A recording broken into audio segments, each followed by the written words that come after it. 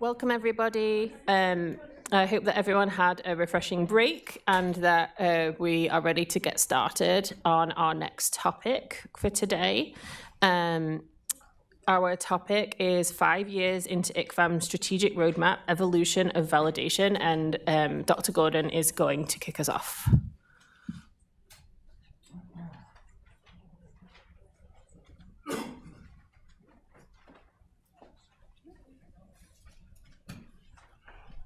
Well, it's great everybody's here, and appreciate everybody coming.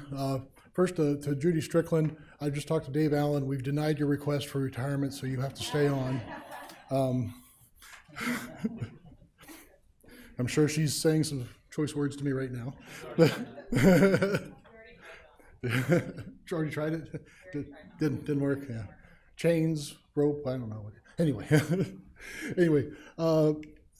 today we're here to talk about the validation work group that we've been working on for quite some time now, as you're aware. A couple of just normal slides you see is we brought together by the ICFAM Authorization Act in 2000. We're made up of 17 agencies, but 7 federal regulatory agencies and 10 research agencies. This is the roster for the validation work group. First of all, if everybody online and in the room that participated in this could raise your hand, I'd really like to thank everybody for their time and effort in this effort. Everybody on this list contributed something significantly to this document. It was a fantastic group to work with. Really proud of the document we produced. Definitely want to call out a couple people who aren't here today. My co-chairs Elijah Peterson and Susie Fitzpatrick, who really helped guide this document through to fruition. Nicole Kronster, who was very instrumental in some of the arrangement and design and editing. But most of all, I really want to thank Amber Daniel. She did most of the heavy lifting for this document, editing, corralling comments, combining them, figuring out exactly what we meant. I am 100% certain we would not be presenting this today. It would not be done if not for the efforts of Amber Daniel, so I wanted to call her out in particular. Everybody on the work group, however, I don't mean to call certain people out because everybody contributed fantastically. It was a great group to work with. So why are we doing this? Well, if this will work, this is why we're doing it. Last time we updated the document was 1997. Those of you who are mathematicians, that's what, 26 and a half years ago? Maybe you've heard there's been a couple of discoveries since then, advances since then, but we definitely need to update this, sunset this document and move forward with what we're doing. And to that end, you guys have seen this slide before, we wanted to build upon the ICFAM roadmap, which helped end users develop new methods, efficient flexibility approaches, encourage adoption of methods. And what we found with this document was, like Nicole said before, one size doesn't fit all. So we need to come up with flexible approaches for a context to use. This document inspired a couple other really good papers, one by Van der Zalm, another by Harrell, looking at building confidence in NAMs. And there's a lot of the little bubbles on the outside that are very common here: fit for purpose, data transparency, reliability, technical characterization, all feeding into building confidence in NAMs. And really without confidence, the rest of it doesn't matter. If I don't have confidence in it as a regulator, if you don't have confidence in it as a developer or a testing lab, you're not going to use it. So develop for confidence is paramount in any of these methods. To that end, we came up with our own cartoon to kind of building upon the other previous ones, looking at in the center there, flexibility, fit for purpose, and NAMs, validation of NAMs, surrounded by data integrity, information transparency, technical characterization, and biological relevance, all surrounded by a context of use, which was a main theme in the document, and of course independent review. Need somebody else to really look at the data to make sure what you're saying is what's going on. So to that end, we produced the validation, qualification, and regulatory acceptance of new approach methods. The and is important there, meaning for context of use, maybe you just do validate. Maybe it's just qualified for screening or prioritization or something, and not for regulatory use. But it also could mean for regulatory use as well. And also, this is not a guidance document, it's a report from the ICVAM group. And that's important for legal reasons from all the agencies. So, just to go over a few of the concepts that we put into the document. If you notice, I'm kind of speeding along here because I want to get to the questions and really, this is going to be more of a conversation with SACADM about getting some feedback on some of this stuff. But we wanted to foster the use of efficient and flexible, robust practices to establish confidence in new methods. We want to develop flexible practices to consider the use and building confidence in new methods. Recommend ways to facilitate regulatory acceptance, looking at different contexts and frameworks, as every regulatory agency is a little different in what they do and how they do things. Determine how new principles of validation can fit into the global harmonization approach and counting mutual acceptance of data.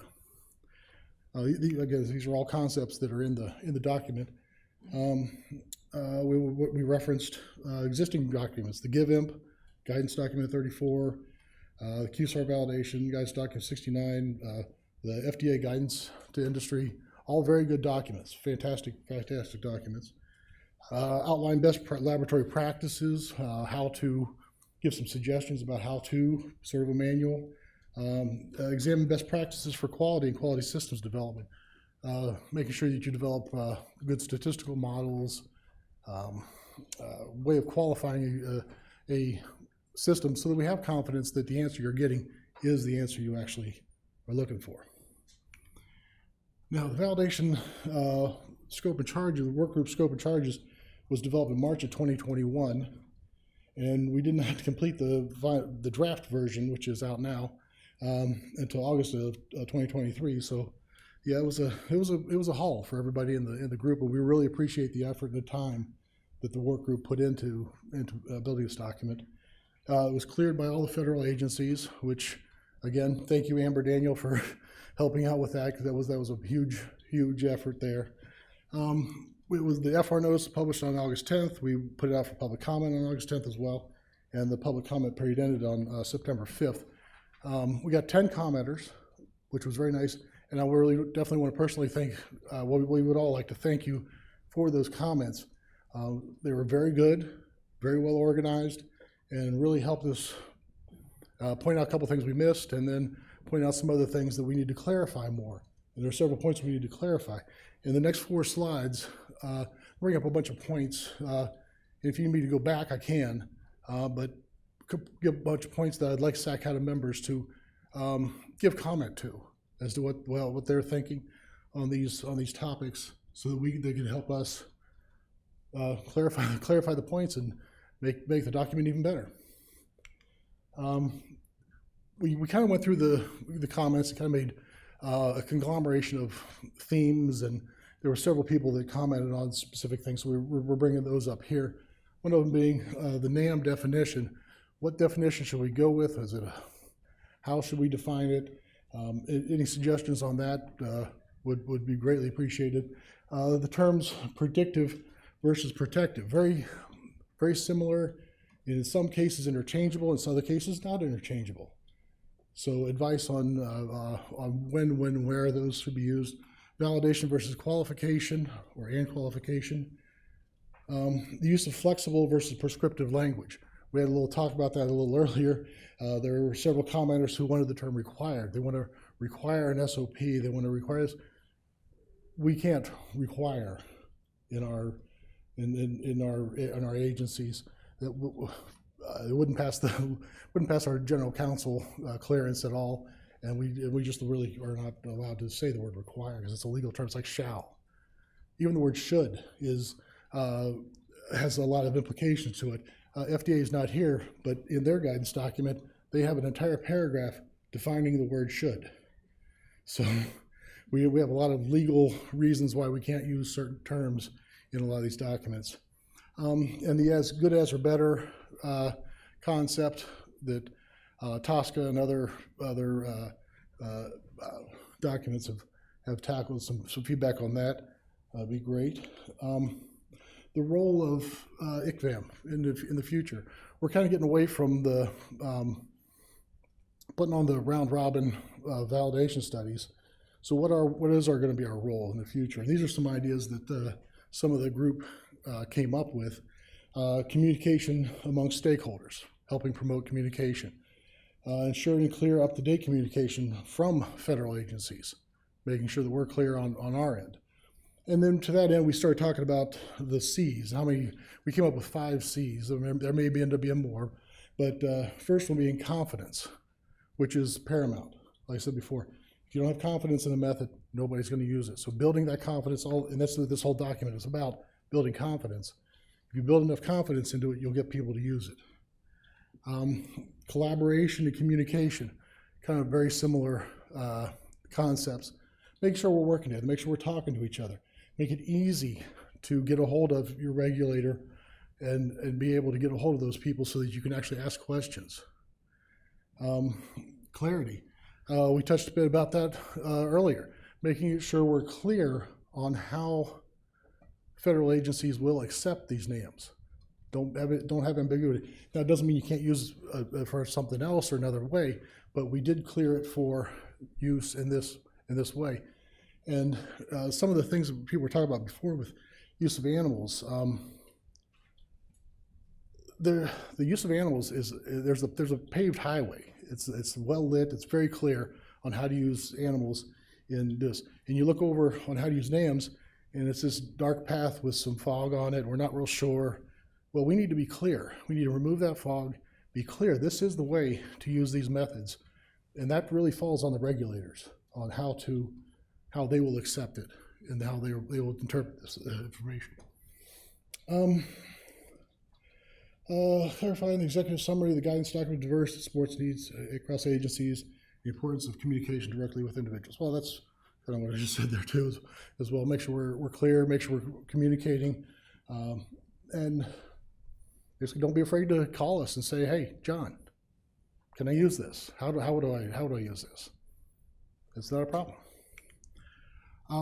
Context of use. How to expand context of use for NAMs. What information evaluate needed to explain an existing context of use. And some other discussion topics. Transferability, inter-laboratory evaluations. When is each needed? Biological relevance. How to interpret diverse evidence streams. The necessity of AOPs. Are they required or not for defined approaches? How transparently describe animal reference data so that exemptions for assessing and performance of NAMs, and comments around the need for standards or use of good practices. So those, I know that's a lot of points to comment on, but if we could get anybody from SACIM who would like to help us out. We're going to, after we're finished, we're going to open it up to some clarifying questions only and hold discussion until the end of the session. But if anyone needs John to put slides back up, I'm sure that we can do that.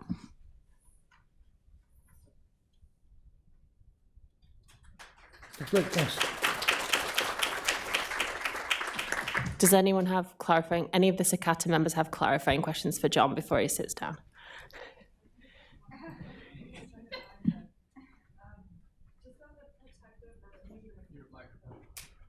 Yeah, it's on. On the protective versus Predictive. can you, I understand why they're different, but can you give me the example when they're the same? When we're trying to talk about a method being, we were in the document, which several times we talked about how a certain method could be protective, and certain times it could mean it's predictive of a certain outcome or protective of a certain outcome.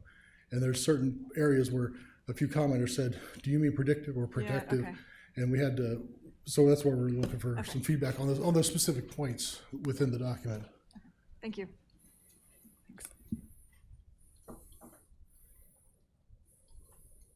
All right, thanks. Thank you, Dr. Gordon. I would now like to introduce Dr. Gomelon to come up to the podium and have her talk. Thank you.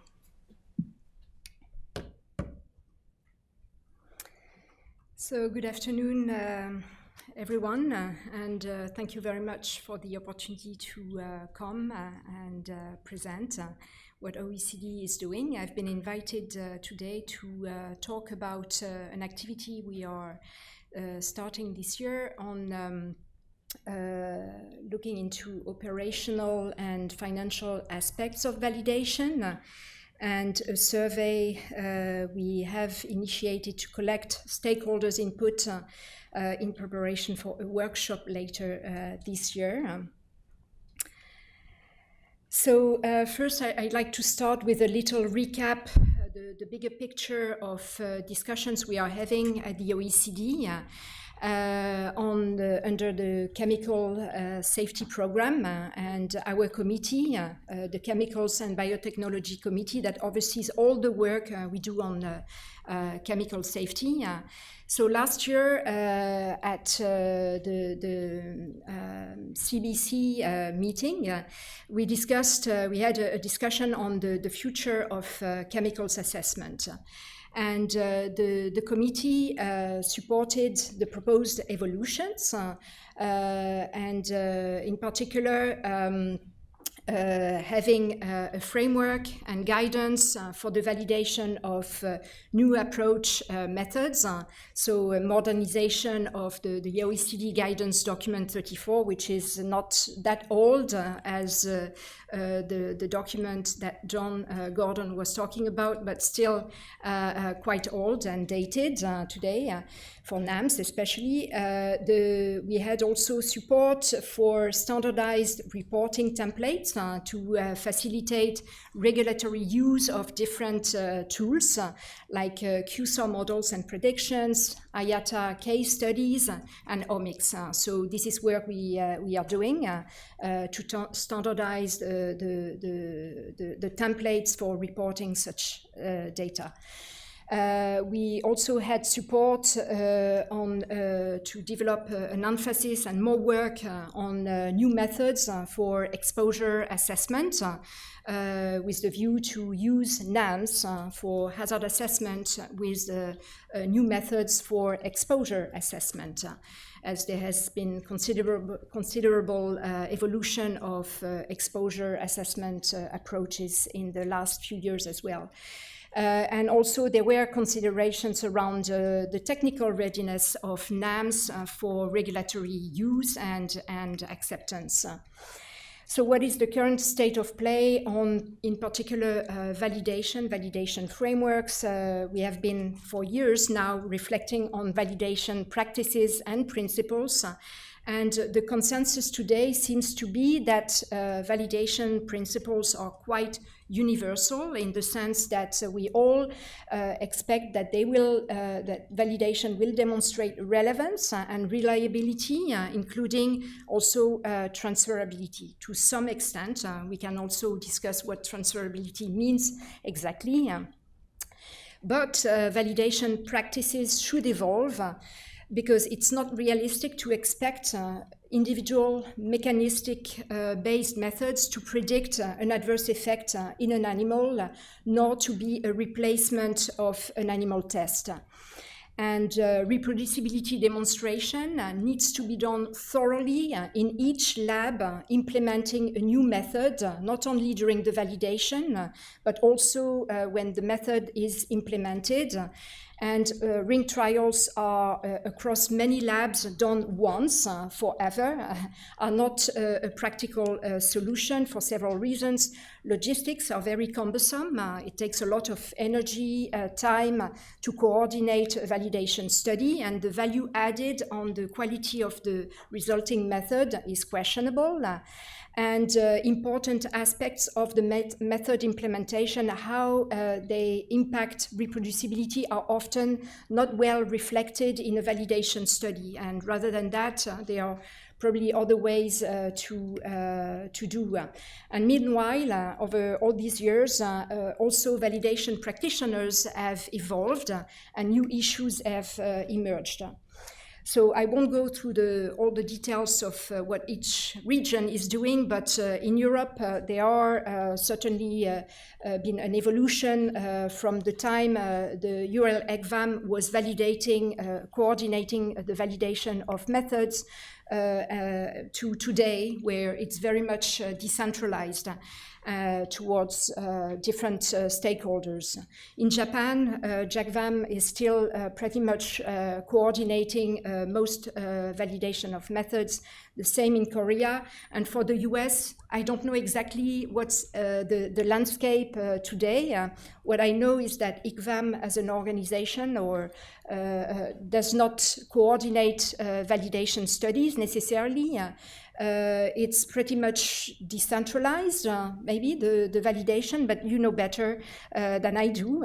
And the private sector contribution to method validation, I don't know what's the situation exactly in the US, but overall, there's a very diverse range of practitioners of validation. It's not just the validation bodies today who do validation. And there's a growing number of small companies who have solutions to propose and who would like to know and be guided on how to do validation towards regulatory acceptance of the resulting methods.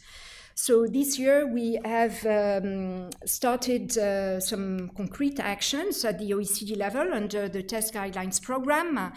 In January, we issued, the WNT, the working party of the national coordinators of the test guidelines program, agreed to issue a call for increased public funding into method validation to be able to discern and promote the use of new methods based on emerging science and technologies.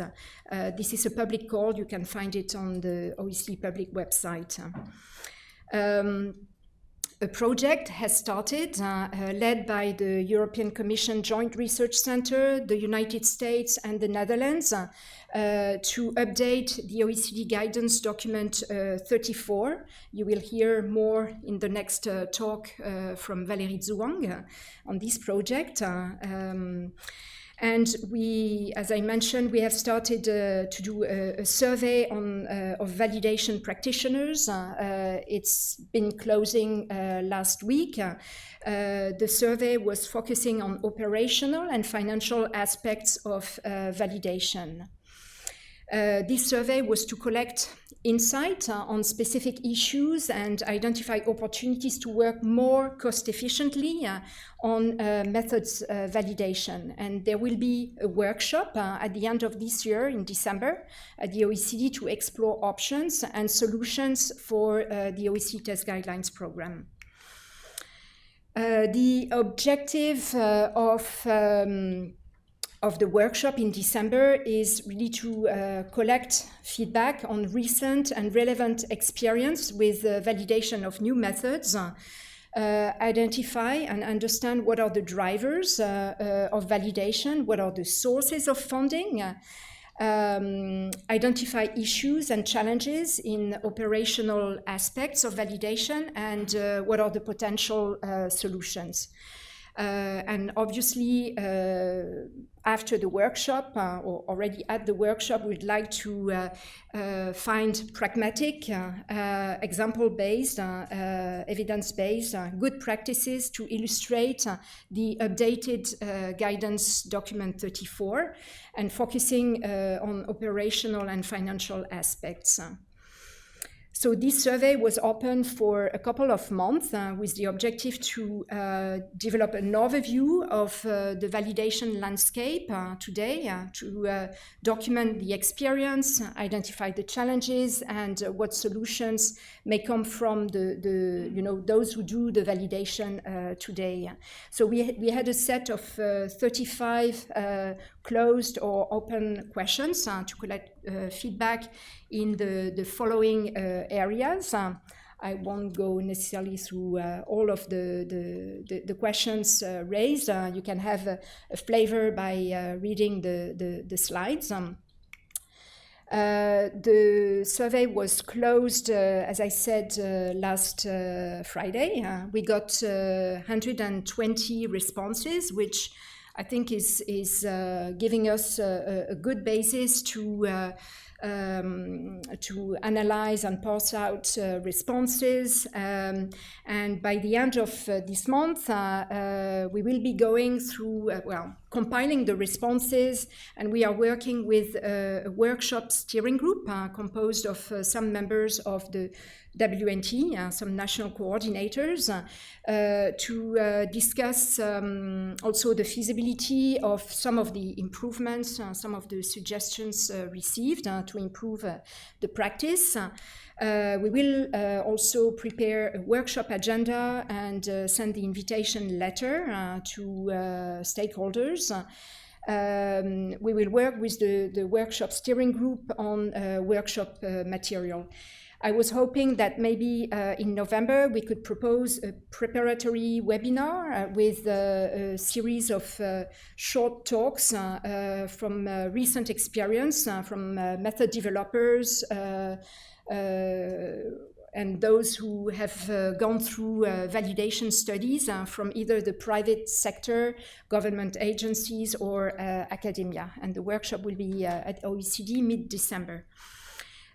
So what do the responses received so far tell us? So here it's only as of September 9th. We had received 76 responses at that time.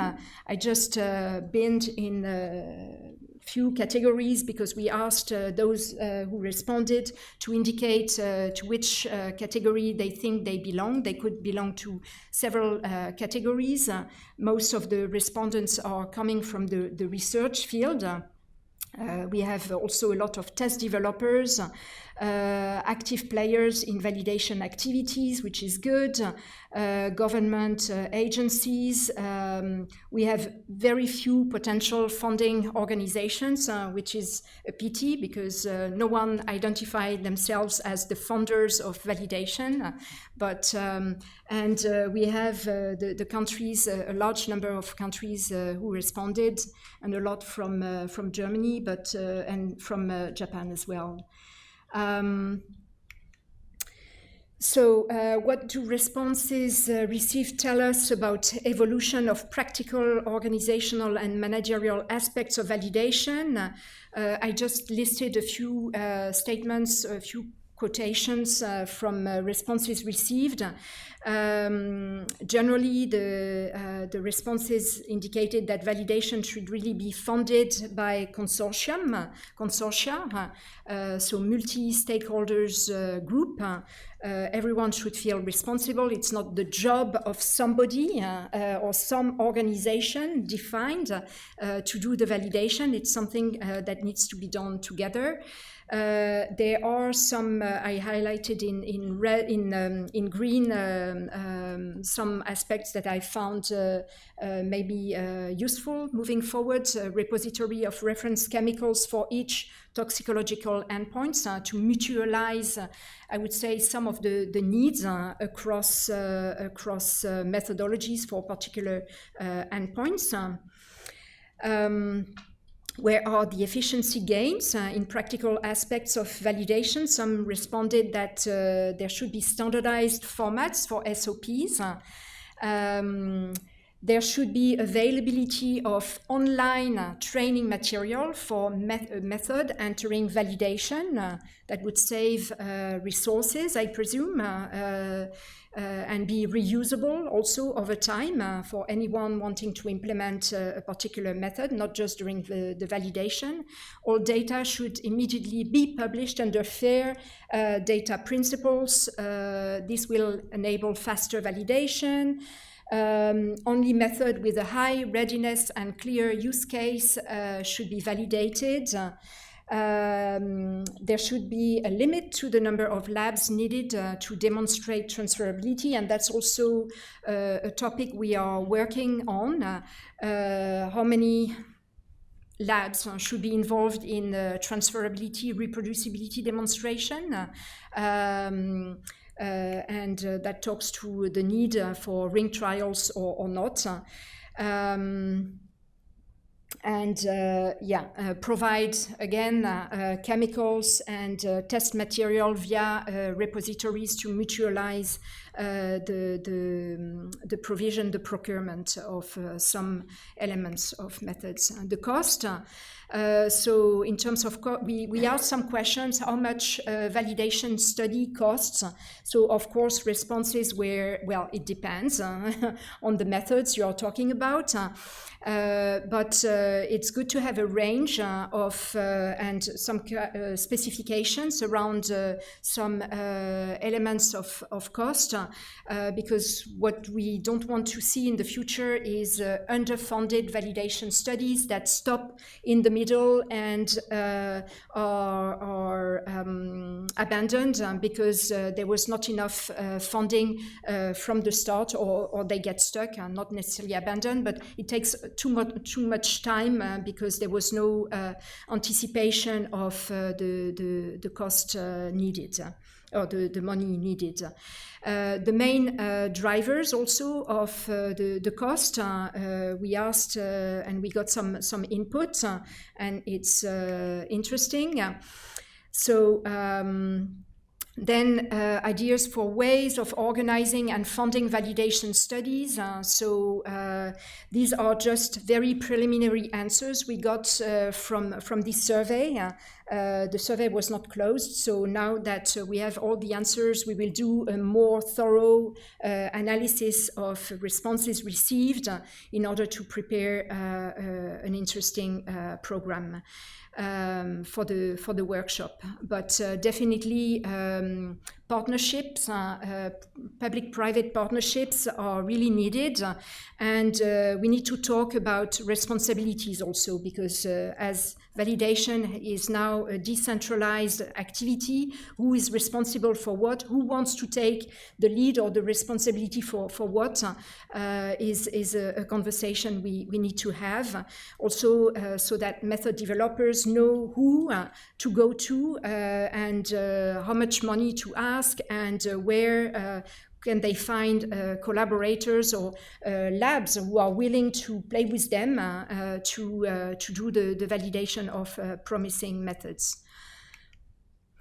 So I won't go through the details of these pie charts. Obviously, among the responses we have received, there are some contradictions.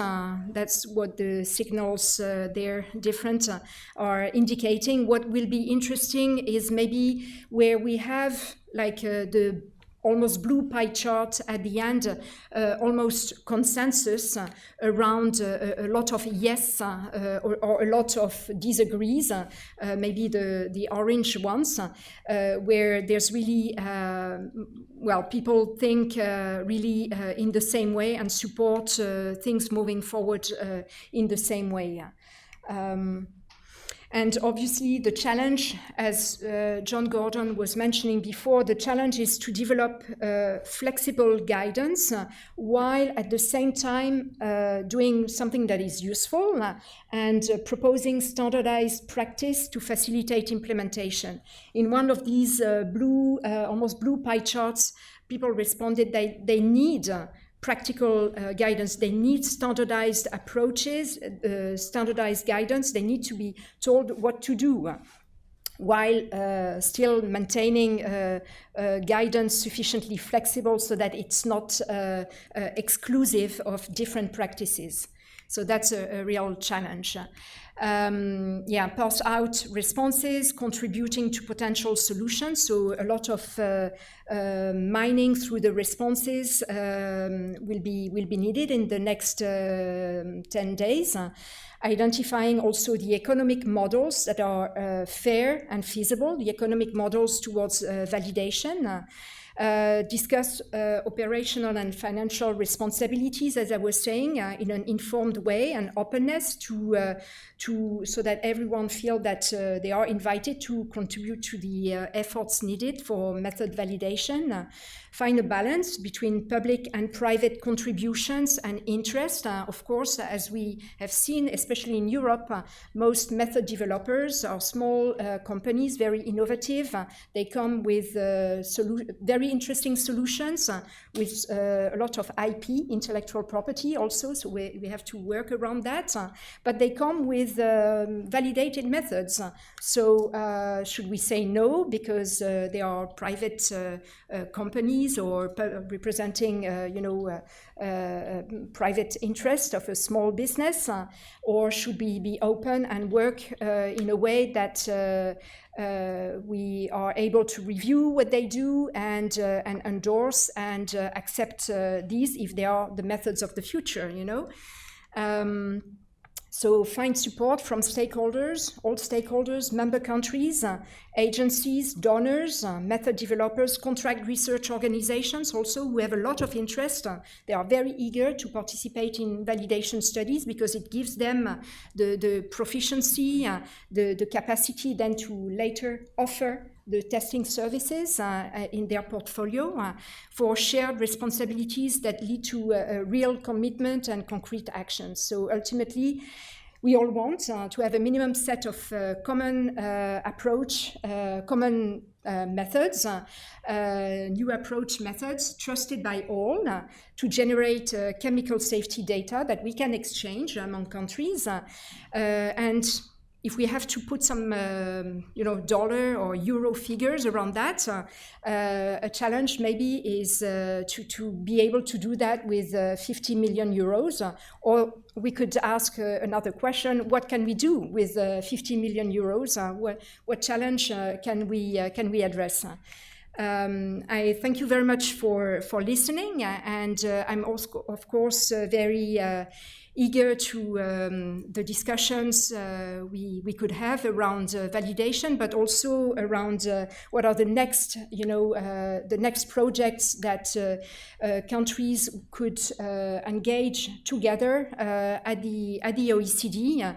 After we heard the talk this morning from Nicole on the roadmap, and after the defined approaches on skin sensitization, what are the next defined approaches that we are able to work collaboratively on, either on complex endpoints or more simple endpoints, but we are eager to have and receive project proposals and facilitate collaborations among you countries. Yeah, and stay connected. There's a recent report from a workshop we held last December. I put the QR code there if you are interested. It was on emerging technologies. Voilà. Thank you so much.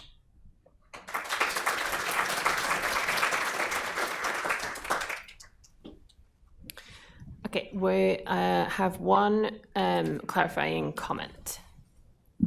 Thank you, Chair, and thank you, Anne, for a very important presentation about sort of the nuts and bolts and considerations around validation studies. I just wanted to clarify, there you had a slide early on saying that ICFAM does not coordinate validation studies.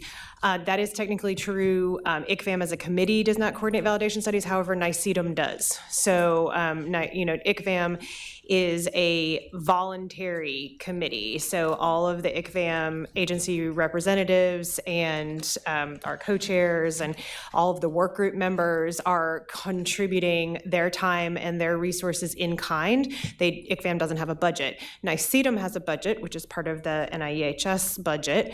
And so we actually coordinate validation studies at the behest of ICFAM. And so ICFAM regulatory agencies identify priority endpoints and methods that may be at a stage of readiness to be validated. And so we've just concluded a validation study on the electrophilic allergen screening assay, the ESA. We have an ongoing pre-validation study for a thyroid microtest tissue assay. And so I just don't want to give the impression that it's not being done in the US. I think we're, simply resource limited. We do the best we can with the resources that we have, and we are in the business of validation studies, absolutely. Okay, I would like to open it up again. Please use the raise hand feature for the SICATM members and ad hoc members that have any clarifying questions for Dr. Gormala. Dr. Forges. Excellent talk. Really appreciate it. Quick clarifying question about, you had two numbers, like a cost for a cell-based assay in your slide, like 100 to 600K or something like that. I was wondering where those numbers were coming from.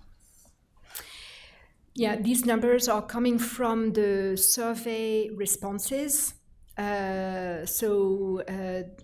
They are not, verified numbers. They are numbers provided by those who took the time to respond to the survey.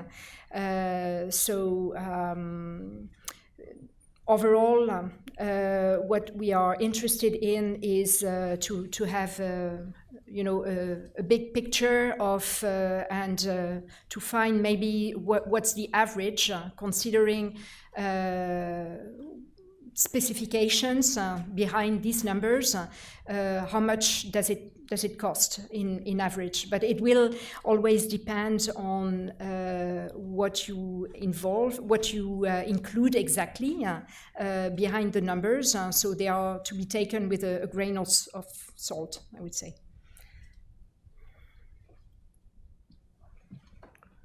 Okay, thank you. I don't believe we have any more clarifying questions, so thank you, Dr. Gormala.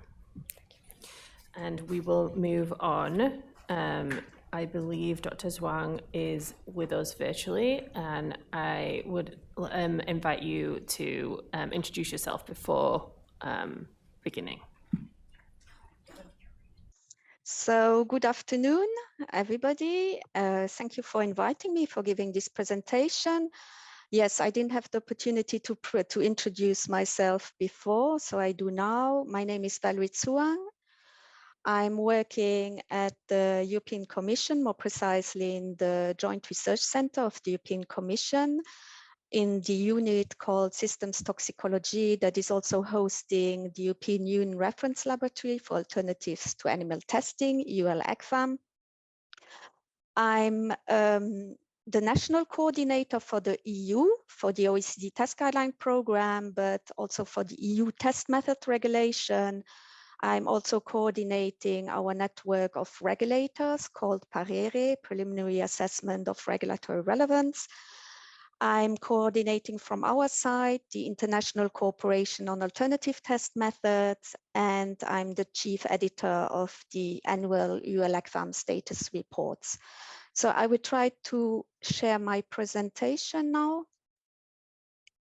So I will now provide you with an update on the status of OECD Guidance Document 34 on the validation and international acceptance of new or updated test methods for hazard assessment, but also on the outcome of the discussions of the International Cooperation on Alternative Test Methods called ICATM, at an ICATM satellite meeting of the 12th World Congress on Alternatives and Animal Use in the Life Sciences. Bit of background first. In October 2018, ICATM organized a workshop on validation towards internationally recognized standards for regulatory application, where the ICATM partners discussed various aspects concerning the principles and process of validation of alternative methods and approaches, and the lessons learned from past validation studies. ICATM also reflected on how to evolve validation practice to increase efficiency, encourage more innovation and flexibility in study design, and accommodate scientific progress. With this in mind, and as a follow-up from that workshop, ICATM partners started to check what parts of OECD Guidance Document 34 could be updated, and also made some initial proposals. Then in November 2022, the European Commission's Joint Research Centre, so us, submitted a new project proposal to the OECD Test Guideline Programme with concrete proposals for updating Guidance Document 34. The US and the Netherlands joined the EC as co-leads, and this project was included on the OECD Test Guideline Programme's work plan in April this year. And since the work is highly relevant to the whole working party of national coordinators of the OECD Test Guideline Programme, a WNT project group has recently been established. In December 2022, the OECD and its steering group organized a WNT workshop on how to prepare the OECD Test Guideline Programme for emerging technologies, and Anne Gourmelon just mentioned it before, where the WNT discussed new issues with innovative methods that would require new ways to conduct the validation, the technical review, and the standardization procedures for test guideline development. On 26 September 2023, during an ICATM satellite meeting at World Congress 12, the ICATM partners then met again to develop a collective ICATM position on the key elements necessary for the validation and establishment of confidence in new approach methodologies that should be included in an updated OECD Guidance Document 34. The comments that had been provided by ICATM partners during and after the workshop on validation in 2018, as well as the project proposal on revising Guidance Document 34 submitted to the OECD in 2022, served as starting points for the agenda and the associated discussions. From the discussions at all these meetings, it became clear that the principles of validation, which means that a method or an approach should be relevant and reliable for a particular purpose, still hold true, but that the process for validation and international acceptance, as described in Guidance Document 34, no longer reflects current state of the art, and that a revision would be needed to keep pace with rapid scientific progress, for example, emergence of defined approaches, which integrate the data of testing and non-testing methods, computational models, and new technologies such as organ-on-chip. Similar and related issues were also addressed during the WNT workshop on how to prepare the OECD Test Guideline Programme for emerging technologies, which I mentioned before.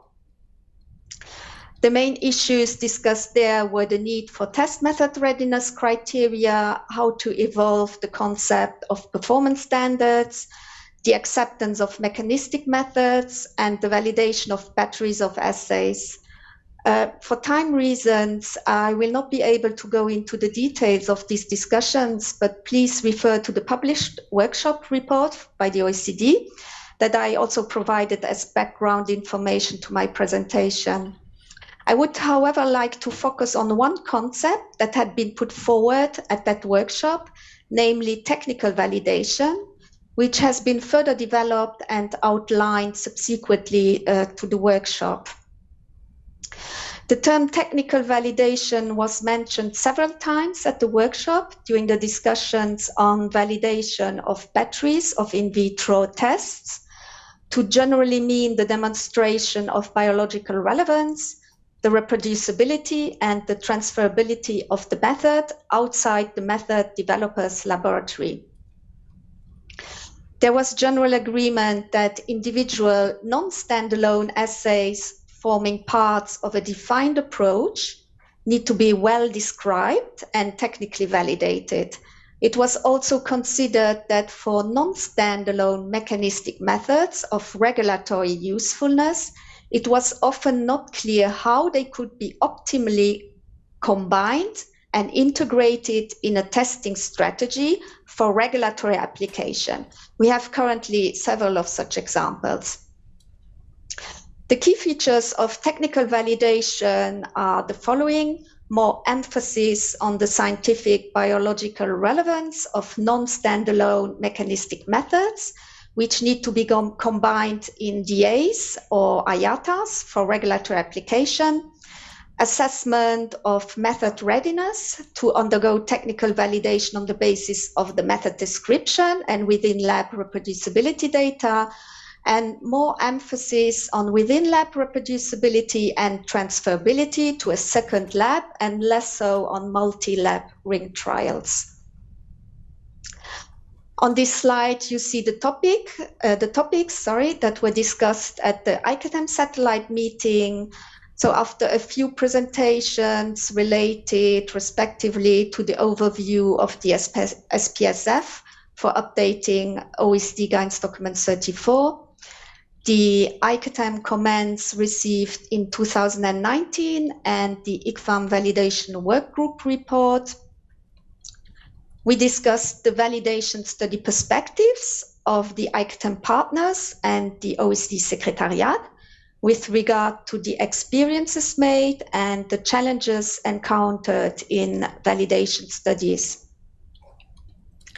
We then discussed different items under technical validation, such as quality systems for data integrity, the needs for an accurate method description, whether there was always a need for rig trials, the concept of applicability domain, whether there was a need for a repository or a database of technically validated methods, and if there was a need for a standalone guidance document on technical validation. We also touched on the question how to validate defined approaches as combined approach rather than validating each individual method, whether there was a need to have a test guideline for each method, and whether there should be an assessment of predictive capacity for each method and information source, or only for the whole defined approach. Regarding the validation study perspective, it was emphasized that for complex endpoints, test methods need to be combined in DAs or IATAs, requiring that individual methods within a DA or IATA are validated like standalone methods will not be sustainable at long term with regard to cost and time. The test method protocol was often not fully developed prior to a ring trial. Important procedural details were not written into the protocol, such as, for example, the light sensitivity of the test, the glass plates needed, and other important aspects, resulting in failed experiments and loss of time as they were not immediately recognized. Multinational ring trials proved problematic due to language barriers and time differences. There was sometimes inconsistency with quality management requirements, for example, GLP versus in the spirit of GLP. For the reference chemicals, there were sometimes no clear criteria for selecting them. Reference data were often lacking or were of a poor or unknown quality. There was no consensus on the adequate representation of the universe of chemicals expected to be tested in the method under consideration. And regarding acceptance criteria, there was a lack of sufficient data to establish these criteria. The setting of a priori, often arbitrary, criteria for performance resulted in increased cost and time without real benefit from a statistical point of view. And there has been little or no consideration of the variability of the in vivo reference test method in the assessment of performance. With regard to the peer review process, it was found that too many different reviews of the validation study data had been requested. There, the example of the BG1 look method was provided, which had an ICFAM peer review, a review by the OECD Validation Management Group non-animal, then by the OECD WNT, and each of these reviews required extensive effort to prepare for and respond to. This also included new or naive reviewers introduced along the review process that resulted in revisiting and re-explaining previous decisions. It was also found that there was the need to minimize moving the goalposts and minimize the need for iterative revisions between developer and validation manager. Now we pass to the different items which were discussed under technical validation. According to OECD Guidance Document 34, validation studies should follow the principles of good laboratory practices. This was most of the time not done in the past, but it has not been a problem because studies were coordinated by independent parties, such as, for example, the validation bodies. And here I also put a disclaimer, like Nicole before, UL-ACFAM is still coordinating validation studies. We have just finished the validation study on 18 in vitro methods for thyroid hormone measurements, thyroid hormone disruptor measurements. So we still coordinate validation studies, but as Nicole also explained, this should already have some background around, a framework around. There should be really a regulatory need for it. And so we carefully select the methods and the approaches that we would like to validate. So it has become important, as it is decentralized, it has become important to demonstrate the integrity and credibility of the results from the raw data through the final report.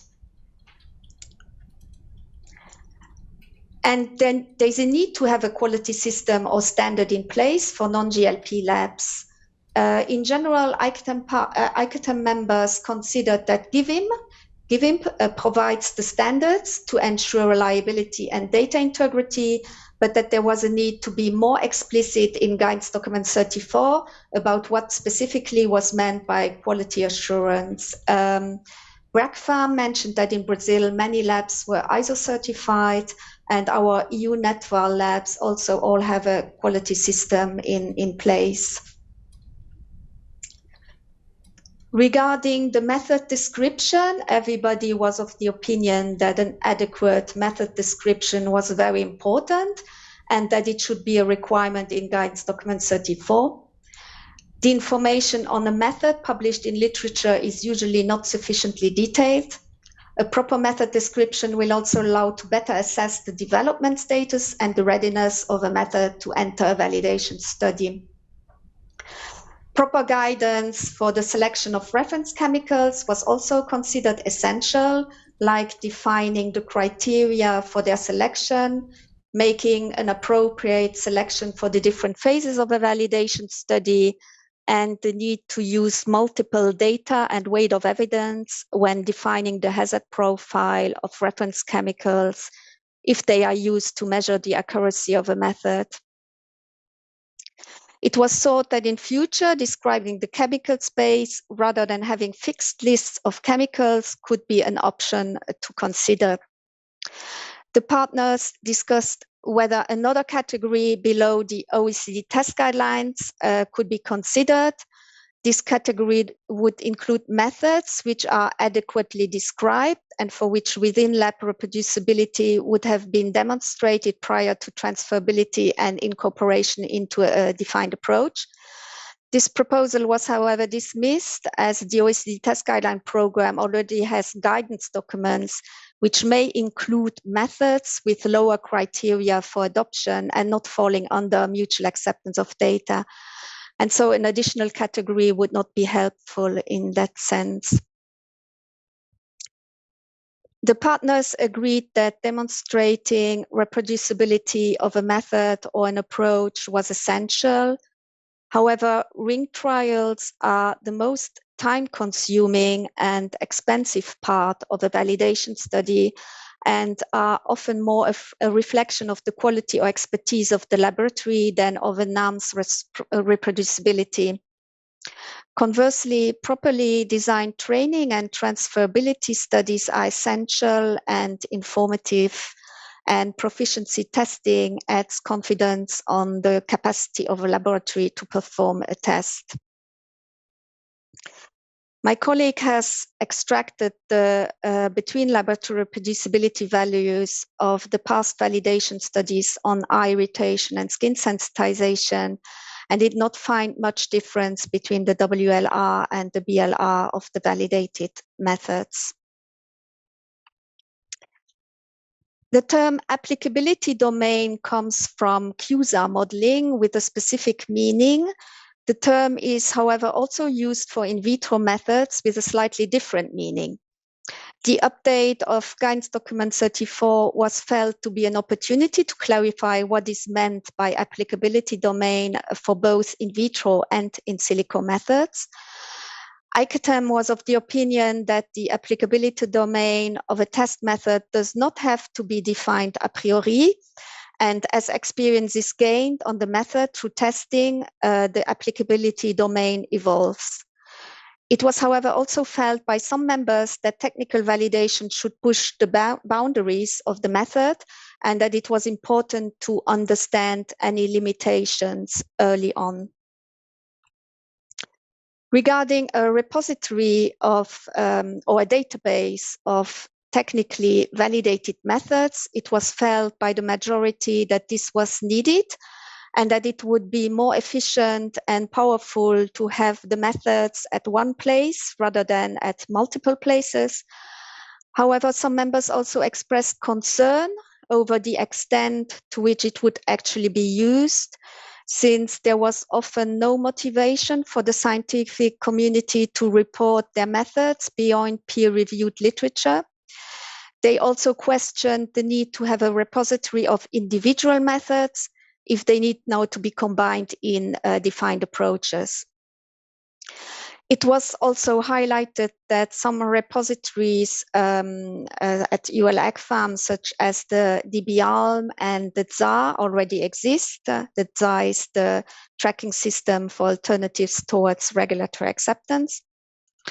One member was of the opinion that it should be a requirement in the grants to oblige test developers to deposit their methods in repositories. It was not found necessary to have a standalone guidance document for technical validation. Technical validation could be explained in Guidance Document 34. Under this agenda item, we had a lot of discussions on the scope of the updated guidance document, whether it should serve the WNT and the OECD test guideline program only, or more broadly also other programs, such as, for example, the Working Party on Hazard Assessment, as well as different purposes. This will need to be further discussed within the WNT project group. All agreed that there was a need to remove redundant terms and concepts, to be high level, simple, and that the guidance should be easily digestible so that it is fully implemented. Everyone also considered it important to view validation as a flexible, modular approach, adaptable to the needs and contexts. For example, in certain instances or contexts of use, the extent of validation can be less or more. For in silico methods, non-testing methods, the QSAR assessment framework that has just been adopted by the Working Party on Hazard Assessment in June this year was considered a good reference, adaptable framework.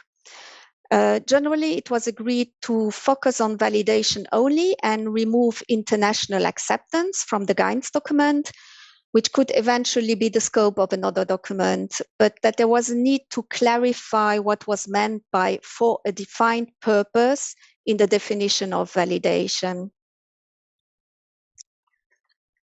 Finally, with regard to the question on how to validate DAs, it might be worthwhile to first remind what DAs are and what the difference between a DA and an IATA is.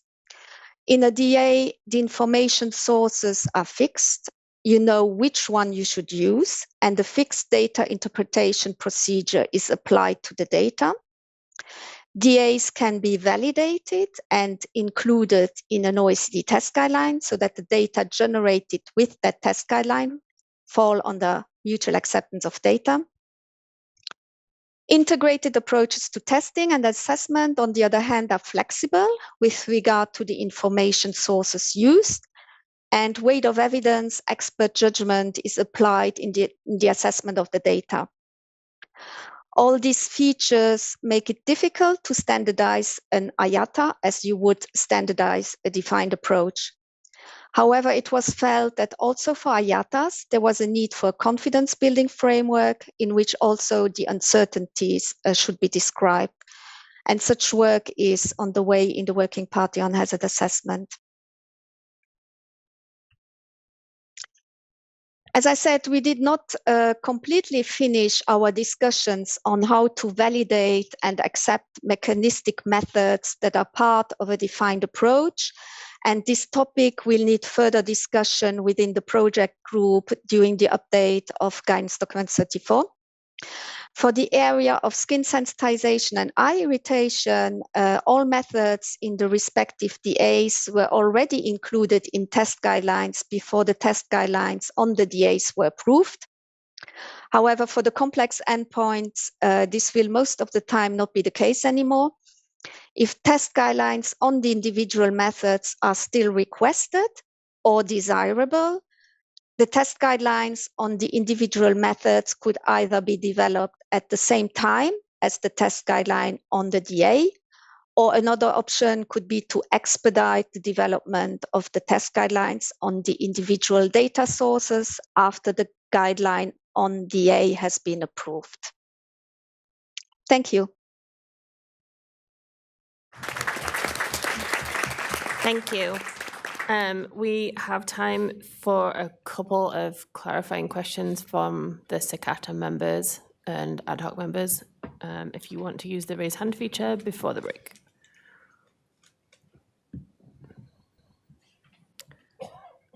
Okay, I am not seeing any urgent clarifying questions, so thank you, Dr. Zhuang.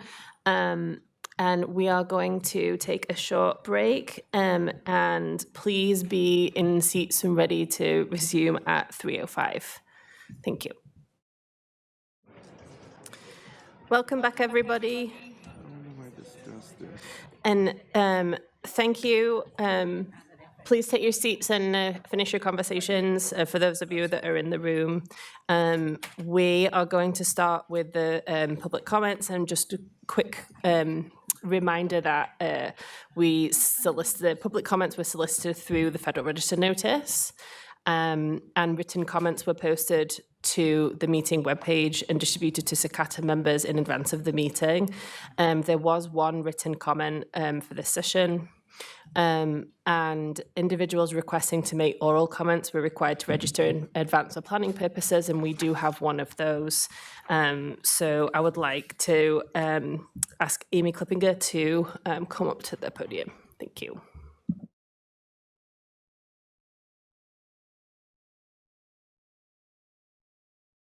Okay.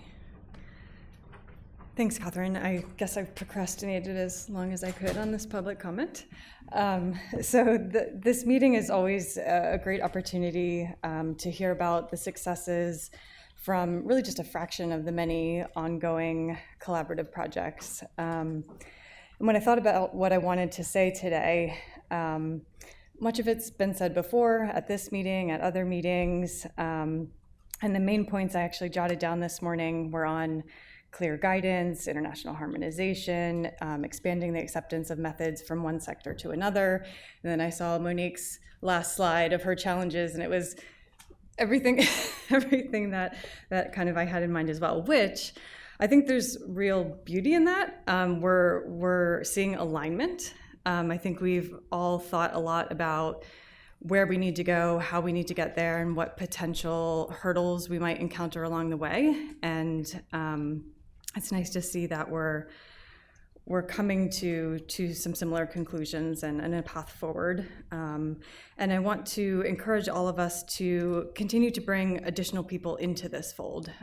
Tony mentioned, for example, this morning, academics, just continuing to bring people in through meetings like this, training efforts that we've talked about today, including a great one I might want to mention at the Institute for In Vitro Sciences, which incorporates both a lecture-style training as well as a hands-on component, and they're offering that several times a year. So there's lots of opportunities out there. So I won't rehash the points that have already been said today, so I thought that would allow me maybe to digress for just a minute into a bit of a story. When I think about the confidence framework and the work that we're doing in the field of NAMs, I'm reminded of a passage from one of my favorite books, where there's a need to repair an old bridge, and there's a new metal available, but nobody wants to use it because it's new, and we don't know what's going to happen with that. But there's a champion who steps up, reviews the data, sees the value, and is willing to be the first one to use it. And that person really reminds me of a lot of you in the room here today, the regulators, the companies who are willing to take the time, the extra effort to be the first ones to understand and use something new that has advantages beyond what we're using today. And then the second part of this scene in this book is the person who's willing to use the metal asks for an engineer to draw up plans and receives a mock-up for a bridge that doesn't take advantage of any of the unique characteristics of the metal. And her response is, when we got structural steel, we did not use it to recreate wooden bridges. And to me, that's where we are in this NAM space. We're not trying to exactly replicate animal data. We're not trying to recreate an animal test. We're trying to leverage 21st century technologies to develop predictive approaches for humans, and we have technologies available to us today to use that we didn't have before when we started using the animal tests. So this is my very excessively lengthy way of just reiterating my support for a confidence building framework that maintains the robust principles of validation, but streamlines the processes and allows us to move away from a very direct one-to-one comparison with animal data and towards leveraging what modern tools allow us to do, including a couple of the advantages that were mentioned today, such as tackling population variability, the assessment of the many chemicals on the market with little or no data, looking at mixtures, and so forth. So I look forward to hearing this Academy discussions today and just continuing to see and to help contribute to the advancement in this field. Thank you.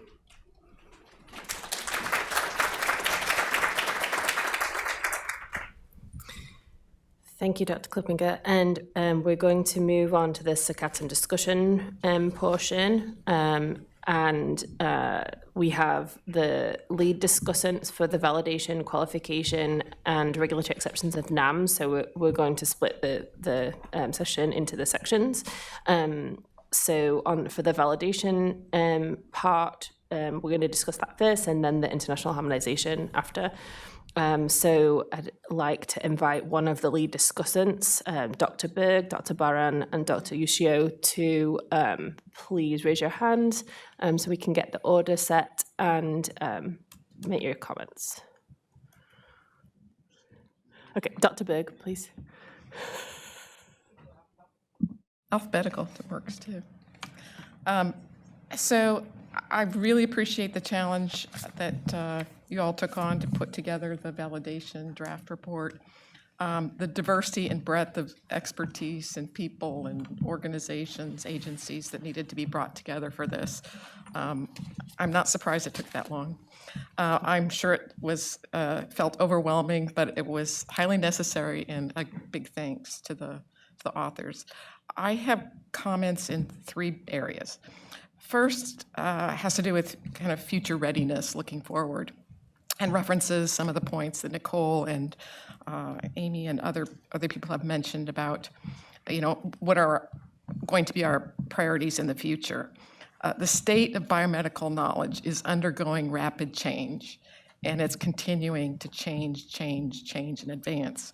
We have these data streams coming in from human large population studies, from the big biobank efforts that are escalating in quantity, volume, and variety.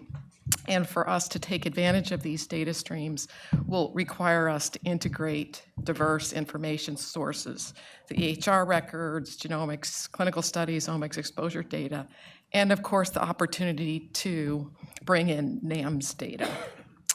The state of our knowledge is growing very fast, and we need to align our efforts with this new reality. In the past, our goals were very specifically designed, for example, around the six-pack. We had, the goal was essentially one-to-one replacement of animal studies because we had the animal data, right? We had the animal data. We could map our NAMs to these animal data and make decisions based on, accuracy and sensitivity of predictions. And I'd like to, acknowledge the progress that was made in that area. It's remarkable, and due to many efforts by the people and organizations represented in this room, and acknowledge that. However, going forward, we're going to have less and less animal data and more human data, mechanistic data. And as we've pointed out previously, we're now starting to think about addressing the more complex endpoints, cardiovascular, oncology, these big areas for human health effects. And in those areas, there is rapidly growing awareness of the importance of human-relevant and human-specific biology that cannot be replicated in animals. And for NAMs in this new area, to gain confidence in them, we're going to need new approaches. One approach I favor is developing a common standard for characterizing NAMs. I'm not talking about validation, but just characterizing, particularly with regards to in vitro, cell-based, advanced types of systems. Such a standard would help both bridge the gap between toxicology and biomedical research, and would also help support the reuse of NAMs for different contexts of use. And what I mean by characterization is response of a NAM activity to key positive controls, the data from replicate experiments in dose-response formats, and the reporting of standard assay performance metrics. How variable are the assays? The variance, z-factors, these sorts of standards metrics in drug discovery, high-throughput screening, is we always look at assays, check the box. We need some checkbox, not requirements, but we would like to have this data. It would help us gain confidence in your NAM. The standards for validation standards are necessarily fit for purpose and tied to very specific context of use. However, these characterization standards could be more generic and would be easier to harmonize. This would benefit both assay developers and users.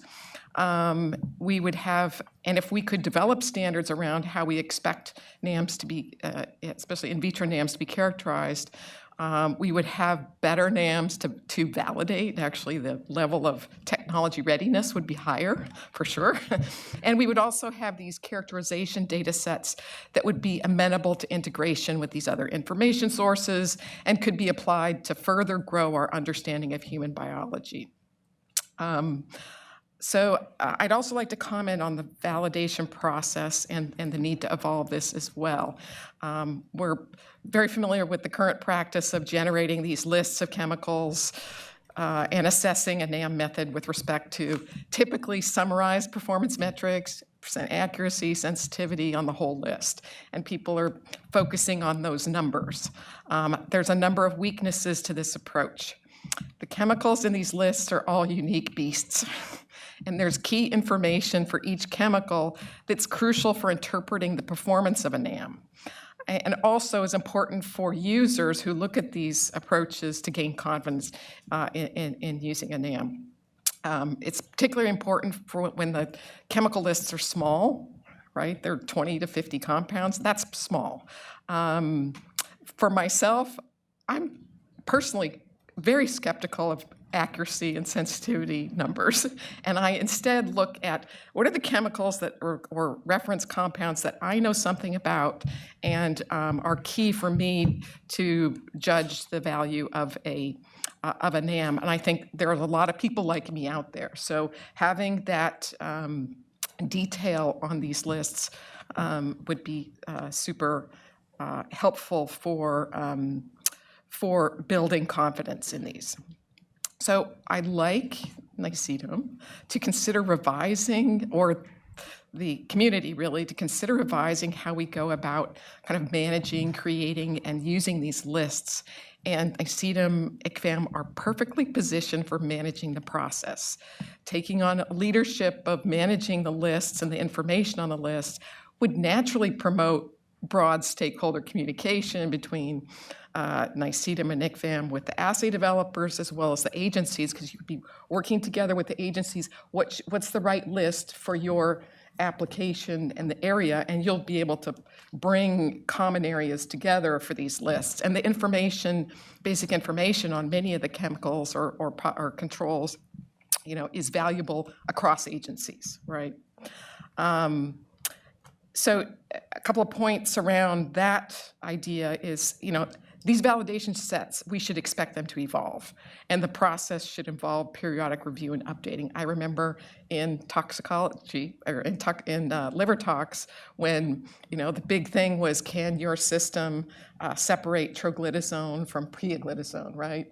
Well, and lots of systems can do that now, but then now, there's a new drug last year that caused liver tox. Now this, we got to add that to the list, and now a NAM should be expected, or some additional thing would be expected to pick up that one. So this kind of ongoing care of these lists and is I think something that NICEDM is ideally suited to take on. I will say I think we're missing some stakeholders in that area, in the therapeutic areas, people who know the clinical literature or who are deep into the biology of the organ system, and clinical studies would be a good group to bring into these. And thinking about the agents on the list, prioritizing them and considering them individually, and such that a small number of compounds could be used, prioritized to do the characterization work on the NAM to get it kind of, the readiness level, and then expanding the list, to additional agents. I think you do that people do that already, but everybody does their own thing. And it would be very helpful for assay developers from a practical perspective, because as a previous assay developer, what do people want to see? Everybody wants to see something different. We need a group to say, this is what you should be looking at. It would be very helpful and would move the development of new assays along a lot faster if people knew how to test their systems. And the last point I want to bring up is mentioned by a number of the public commenters, as well as it came up in the OECD presentations, and the point about between laboratory validation, whether it's a requirement or not. But from a practical standpoint, I think we need to be able to accommodate testing and validating of platforms that aren't easily transferred from lab to lab. The quality and automation infrastructure needs for many of these platforms is extraordinarily high, and it makes more sense just from an economic perspective to try to consolidate expertise in operations. It also helps manage costs to make these approaches more accessible. That's a big challenge with many of these approaches. They're expensive, and one solution for these cases is to have performance testing done on a blinded basis, overseen by an external independent group, and I definitely support that. And those are my comments, and thank you. Great presentations. Very excited to see the progress that's been made. Thank you, Dr. Usio. So thanks, great comments. I wanted to kind of build on that, but really great presentations. And again, I think it's kind of fascinating. I've been in the meeting now 3 years, and I think we've just come such a long way in terms of like having substantial, like how do we implement, what are kind of some of the crux of what's hard in getting this like from the science like into actual use. So to kind of build on the concept around this is going to be an ongoing thing, and as we get more compounds. I mean, one observation I've made of method developers, especially as we get to more complex human biology, is that before the pharmacology, it's really about the underlying human biology. So I think one way to level set, and maybe one thing to think about in terms of validation, is to demonstrate that the human biology you're trying to represent actually represents the human biology. So whether that's in the liver or the heart or the kidney, what are those key things that like our body does, and can you replicate that phenotypically, genotypically, so that the point is that if you have confidence in the starting material and the starting tissue and the relevance, when you add a drug and you see a response, you're going to have a high degree of confidence in what that means. And I think a lot of some of the systems, especially if they're simple systems trying to predict complex outputs, sometimes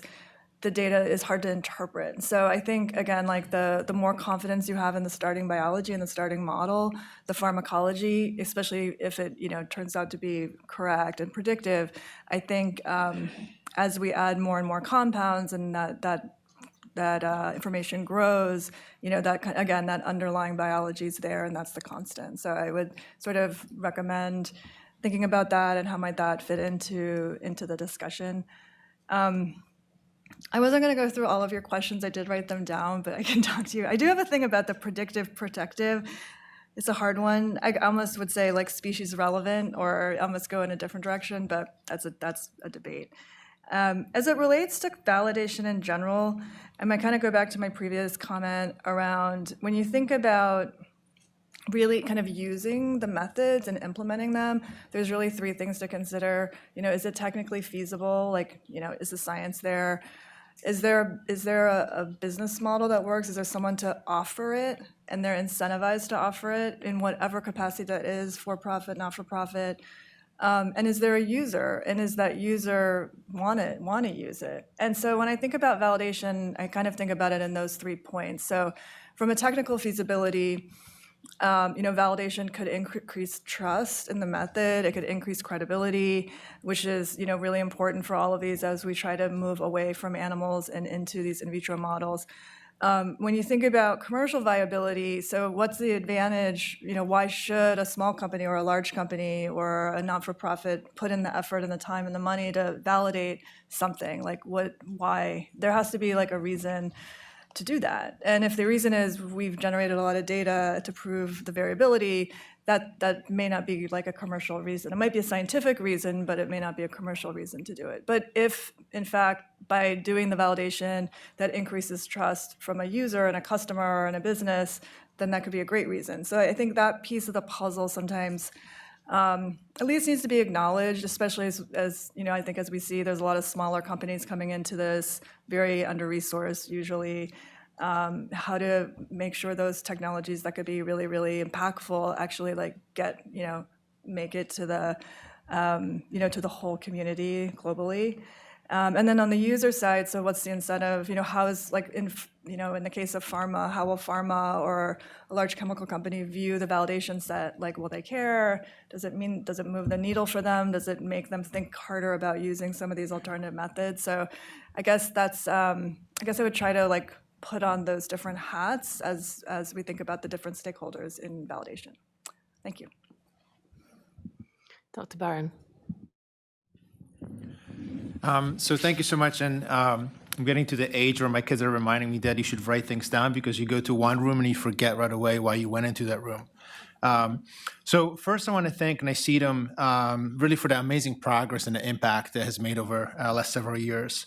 And then also for the public comments, as you will see with my thoughts and feedback, a lot of them align with my recommendations. And as to the questions, I will not address the individual question individually, but many of my answers kind of cross over between those. I will also try not to repeat most of the feedback that already has happened, with the exception, I think sometimes it's good to repeat it to demonstrate that we're aligning, as it was already mentioned.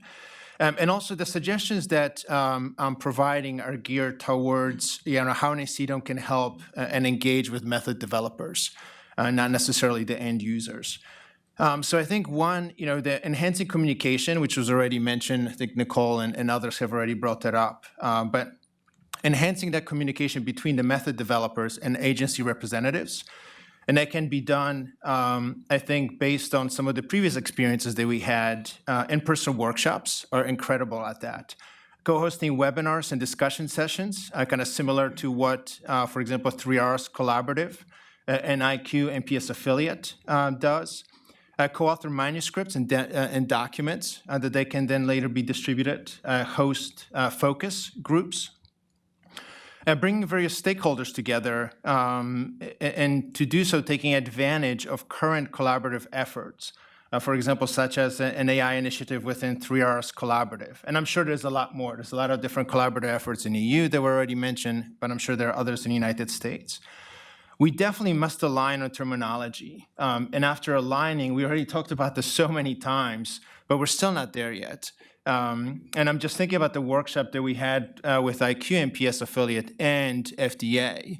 And we spent, I was going to say hours, actually weeks, trying to align on the definition of what an MPS is. So that's really important. But in addition to that, then distributing that information as well to all the different stakeholders, but especially to the method developers. Providing flexible guidelines, including, what was mentioned, characterization, verification, validation, qualification framework that is also NAMS agnostic, right? So that would be applicable, for example, to in silico NAMS and in vitro NAMS. And I know that's a challenging task, but applying to that then makes it a lot easier for the different stakeholders and technology developers to interact. And also de-silos those different aspects. So I often give that example of within the 3R's collaborative, we have a digital measurements initiative, we have a now AI initiative, and we also have a NAMS initiative. But when you look at the end users there, or even the technology providers, they don't interact, even within own companies. So this would allow us to do that. Differentiating between verification, validation, qualification for regulatory versus non-regulatory utilizations, because they are quite different, and the technology providers don't necessarily are aware of or cannot understand it. They really need help with that. And educating the technology providers about specific needs and context of use and how to build the confidence. We certainly are trying to align that for end users, but the information has to be shared with the technology providers. If they don't have that, they're the ones who are developing those technologies. Teaching about comparison methods for performance and benchmarking, and allowing technology providers to know what those are. Helping method developers understand their responsibilities within the verification, validation, qualification framework. Meaning what parts the developer should actually do, right? They can verify their technology is actually doing what it is doing. But when we define a context of use, there you have to have an engagement from the end user. And NICEDOM has done a lot of different projects already, but really defining for the technology providers what is their responsibility versus what's the responsibility of the other stakeholders within this verification, validation framework. And also helping method developers bring their various collaborators and potentially manage a list of interested stakeholders, right? They'll be willing to jump in if there's a specific technology of interest. educating method developers with examples from different industries, if there's more progress in one than the other. We have seen a lot of different examples here in the chemical industry, where, from my perspective, the pharmaceutical industry is lagging behind, right? But again, those are so siloed. There's not enough conversations in between those industries. Educate how guidance impact regulatory decisions locally and globally, and how NAMs fit in within those current policies or as they're being evolved and developed. Share submission metrics and impact of those submissions in a very detailed manner. And I think somebody mentioned before, we really have to dive into the data, even from the surveys that are being collected. Providing access to the data and help method developers collect, curate, and integrate data and provide independent data review. And I think, Nicole, you mentioned that already. But doing that for that method developers, right, not just the end users. So as an example, right, help method developers understand what a fair format means. We have experiences, bring 10 different people into the room and ask them what fair means, and you get 10 different answers, even people who live with that in that area. I think the other aspect is what metadata should be collected as part of those proof of concept studies. Should demonstrate that non-animal methods are preferred. I'm not going to use the word required, as again, I think it should be there as well, but I know that can be really challenging. For reducing the reliance on animal models with submission packages. So really talking about, what already has been submitted, if there's a way to do that. Helping tech providers develop training and educational materials about NAMs and assist with also distribution of those materials. A lot of the technology providers have their own training webinars, but again, they're siloed. So NICEDM has a great opportunity to bring all of that together. Support collaborative efforts. For example, like a MPS hub through 3Rs Collaborative has a hub where you can actually go in and select which area you're interested in. It tells you which MPS technology could be of interest to you.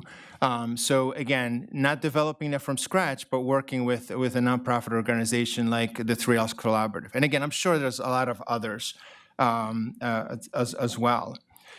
Guiding the tech providers in developing impactful and relevant use cases and context of use, kind of touched on that a little bit already. Encourage tech providers to expand beyond their industry as well. There might be a harder uptake in, for example, drug discovery industry, but maybe in chemical industry might be a faster uptake of the technology they're developing. I think one, just again, providing funding. So one for the valley of death of these technologies, from the start, and then actually being commercialized. Providing funding for training and distribution of the training, funding for validation studies. And also this funding should be long-term. Doing a funding for a year or 2 or 3, it's just not long enough. And again, not in every case, right, but in specific scenarios. Help develop educational packages for various stakeholders. So the educational packages for a scientist versus somebody, in a leadership position, it's making a decision to engage with technologies are very different. So helping methodology developers with that. Help them also educate various stakeholders in countries where NAM data is not as widely accepted by regulatory bodies as in other countries. Again, I think that was mentioned earlier today. So with all of that, again, I just want to say thank you to NICEDM for giving me a chance to provide this feedback and for all of the amazing work that is happening. And I'm certainly looking forward to all of the advances that are going to happen within next year before our next meeting in September. Thank you. Okay, so we're going to open up the comments still on the validation topic to other CICATA members who would like to comment on this topic, and we're going to start with Dr. Tal. Thanks. I just have 2 quick ideas or suggestions for maybe future work that NICEDM could do on this topic. So Dr. Gormelon raised this really important point on the need for a repository of domain-specific chemical test sets. And I think this is really important not only for NAM development, but also increasingly when we need to compile batteries of NAMs, and maybe there's an initial set of them that are functioning for some use, and then there's more and more that are becoming available. And there needs to be a way to compare these NAMs to look for added value. And so Dr. Kleinsteuer mentioned earlier that there's going to be new efforts for NICEDM in these more complex endpoints like gut toxicity, cardiotoxicity, neurotoxicity. So maybe this is an area that NICEDM and ICVAM can get involved in, not only to generate the lists of the chemicals, but maybe to procure and distribute them. And then this data can go immediately into the ICE database to more quickly build comparable data to understand, the value of bundling together NAMs. And sort of related to that, I think there needs to be a better criteria or some sort of clear guidance on how to assemble batteries of NAMs, maybe not in a defined approach, but within a NIADA. And I think that the developmental neurotoxicity space could provide a really nice case study for NICEDM to look at, because there's huge amounts of data, cellular, biochemical, behavioral data in alternative animals, functional data in cellular models also, with an increasingly overlapping number of shared test chemicals. So it would be a really nice opportunity to say what is a minimum test set that would be required to capture these DNT effects using alternative assays, and provide that as kind of a case study for how in different domains researchers could approach the same problem. Thanks. Dr. Miles?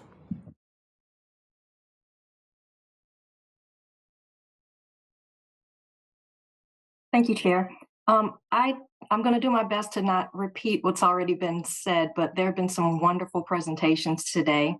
And I just wanted to provide a suggestion that ties into one of the statements that was captured on John's presentation around facilitating regulatory acceptance, but it also ties into communication and training to try to get broader acceptance of the use of NAM data.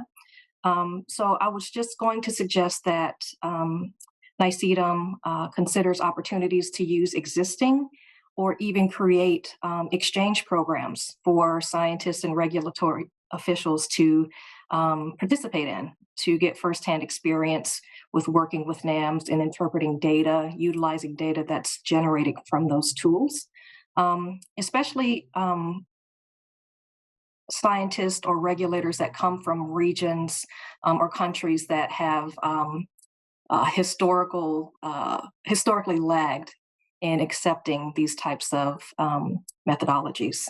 So, thank you.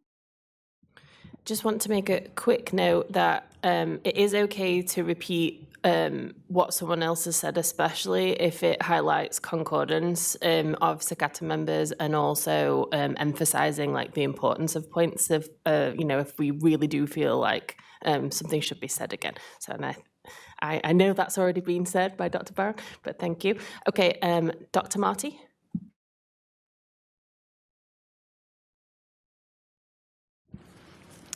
Wow, the presentations have been really outstanding, but the comments have been really outstanding as well.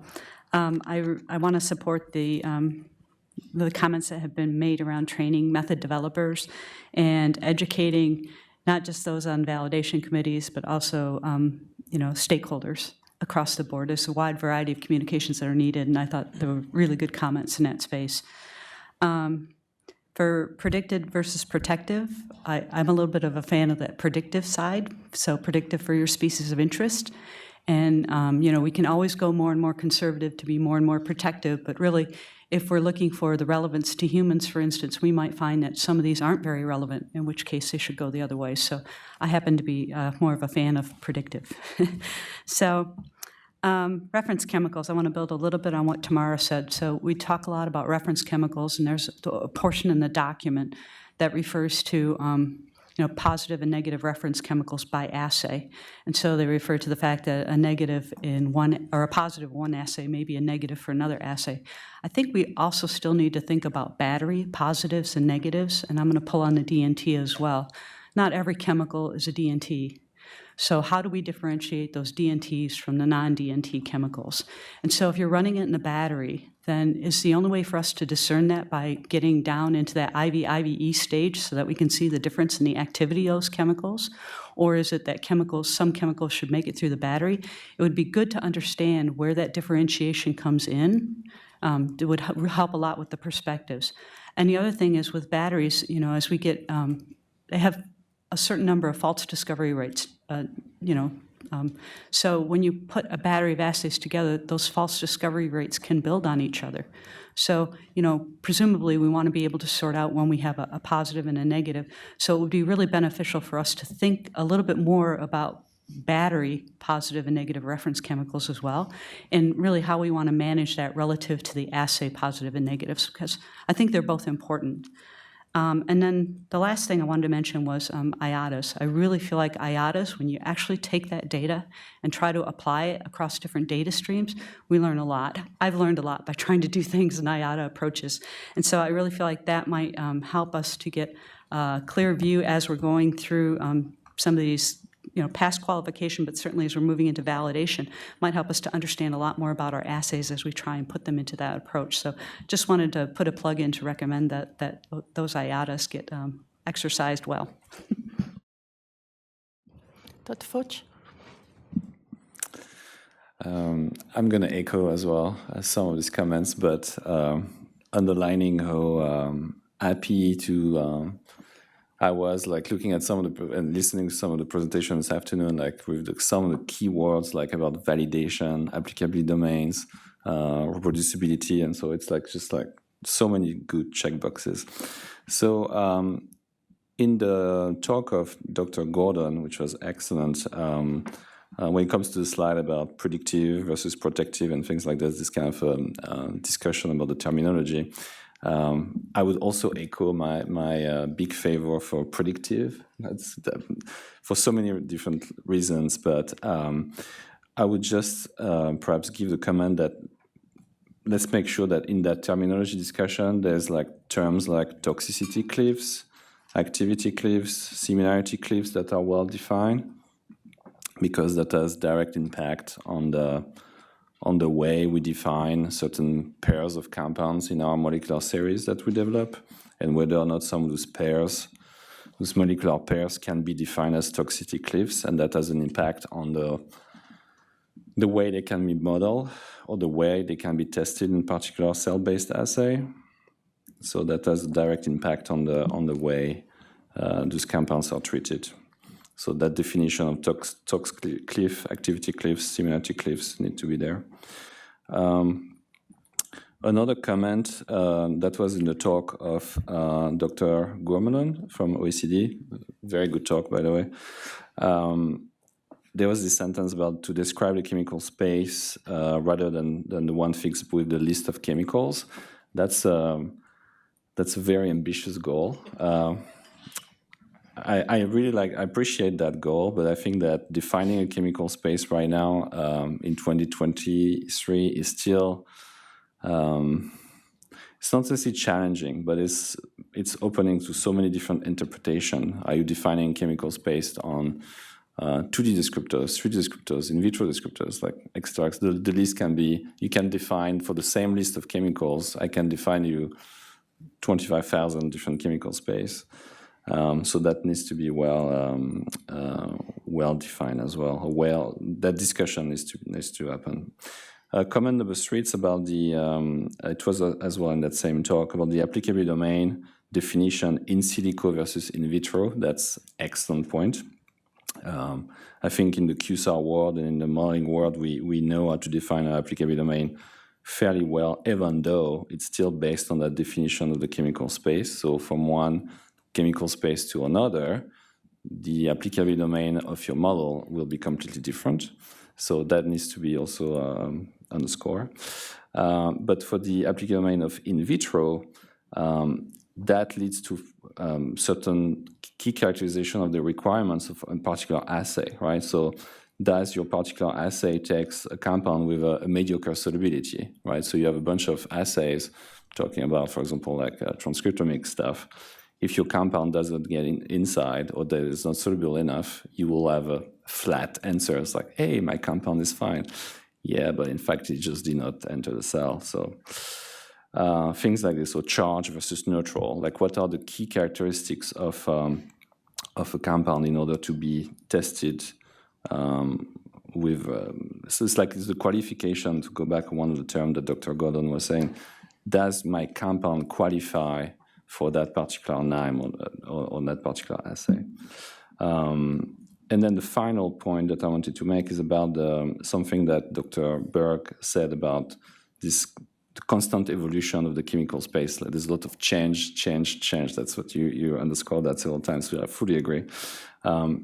So when we talk about this type of NAM evaluation and NAM validation, we always need to think that's in the context of the apparition and development of new modalities, right? So is your NAM as fully qualified or fully validated for a bunch of kinase inhibitors, but does it work as well with some drug-loaded nanomaterials or protein degraders in something that is close to to what we do at the company, right? So in that context of new modalities, new mode of actions, and that's in the context of agrochemicals, as you know, in the next few years, many of the current modalities will be out of business because of new regulations, because of resistance, because there's like many new modalities will enter the market. So how those NAMs that we are currently developing today will apply or will need to be updated in the context of these new modalities? So, et cetera, et cetera. So these are the 3 or 4 key comments I wanted to make. Thank you. Dr. Thompson-Iritani?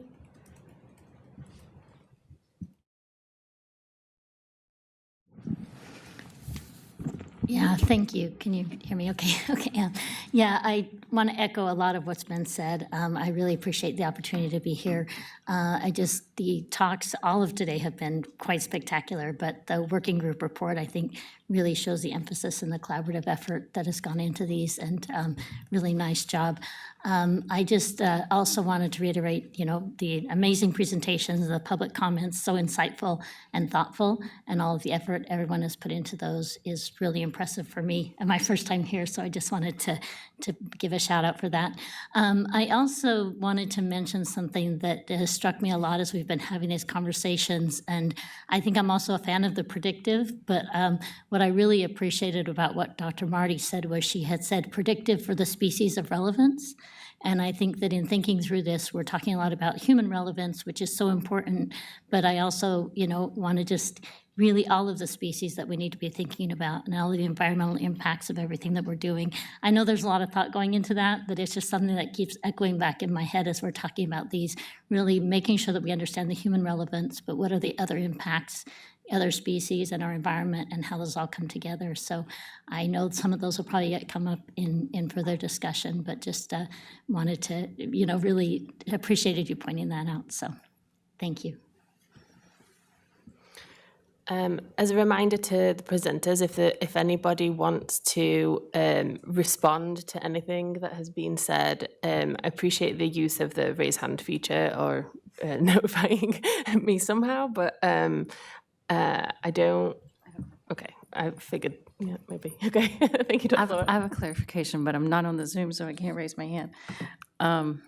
Which should tell you a lot about me, that I'm not much of a rule follower, because I was specifically told to get on the Zoom, which meant I wasn't going to get on the Zoom. That tells you a lot about me. So several people, first, thank you for this afternoon. It's been wonderful to sit here and not look at my phone and not look at my email and just sit and listen and learn from a lot of really smart people, because I don't get a lot of days like this. So several of you have commented on reference chemicals. And from my vantage point, there's a bit of lack of clarity in some of the use of the term. and what we mean by reference chemicals and what we mean by picking them in the right number and everything else. So if you take the D&T example, Sue started to allude to this, but I'm going to pull on that thread a little bit. So in the D&T space, there are a relatively small number of chemicals known to affect the developing brain. Some drugs addictive drugs, some pharmaceuticals, mercury, lead, and after that group, it falls off precipitously. There's groups of chemicals that people say do. Some of the pesticides, some of the other metals. But if you really dig into those data sets, the epidemiology data are questionable often. The animal data are questionable often. And so we end up with these lists of chemicals that become unclear. Are these lists of chemicals that we're looking at the performance of the assays? You know, chemical X performs consistently in assay Y with this kind of response. Or chemical B never responds in that assay, so it's a nice negative. Or are we actually asking ourselves that when we run the D&T battery and we use chemical A as a reference chemical, that we use chemical A because it's causally associated with D&T? Do you see the difference in the question? Excuse me. And the difference in those questions are going to become more and more important as we get into health effects for which the number of chemicals known to cause that outcome gets smaller and smaller and smaller. And so being really clear about what these lists are and what they mean is really important. Because let's say for an example in the D&T space, you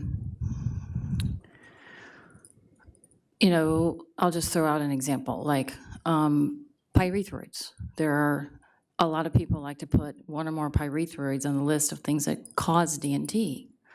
But if you actually, because I've looked at these studies, because I've done that work for a long time, the epi studies are not very good. The animal studies are not very good. And in fact, almost every elementary school in the country uses pyrethroids in their schools for roaches. And so it's from a risk communication standpoint, it's a challenging situation that the scientific community calls these things causing effects on the developing brain, and we're intentionally putting them in schools. When in fact, if you look at those data critically, there's no causal relationship at all. So I guess I would just ask some of you to sort of describe what you mean by the lists and putting chemicals on the list so we can get some clarity on what that means. Thank you, Dr. Lewitt. I am going to jump in before I open it up to the wealth of hands that have been raised by the speakers, just to jump on this validation chemical set, because I think it's also important to consider that when methods are geared towards testing of mixtures, like we heard today, like finished product formulations, especially the six-pack, assumptions might not always want to be made that the same test method that applies for a single chemical may be, predictive for a mixture also. And so we might want to consider what a validation chemical set would also mean for a mixture, bearing in mind that, if a company has developed a test method, it's not necessarily that those mixtures aren't necessarily going to be able to be published, right? So, it's complicated. And then I also want to weigh in on this predictive versus protective. That predictive results can be applied in a protective manner, right? That's my perspective. If you are designing your method to be predictive, then you can also apply it in a protective manner. It doesn't have to necessarily be one or the other, but I like the idea of having those methods produce those predictive results. And then really want to emphasize great work from ICFAM on the validation report. I want to emphasize that the validation approach really showcases flexibility, fit for purpose, and the important international harmonization. I appreciate the transparent and collaborative approach that's been taken by ICFAM to enable all the member agencies to use the report in a way that's applicable for all, given that they all have very different regulatory spaces. And I look forward to see how this is implemented across different member agencies, how they take it on, as well as have comment in the next piece, but this says to us as well how those global groups are also going to incorporate that, right? Because it's not a document that's just for the US. Okay, Dr. Gordon.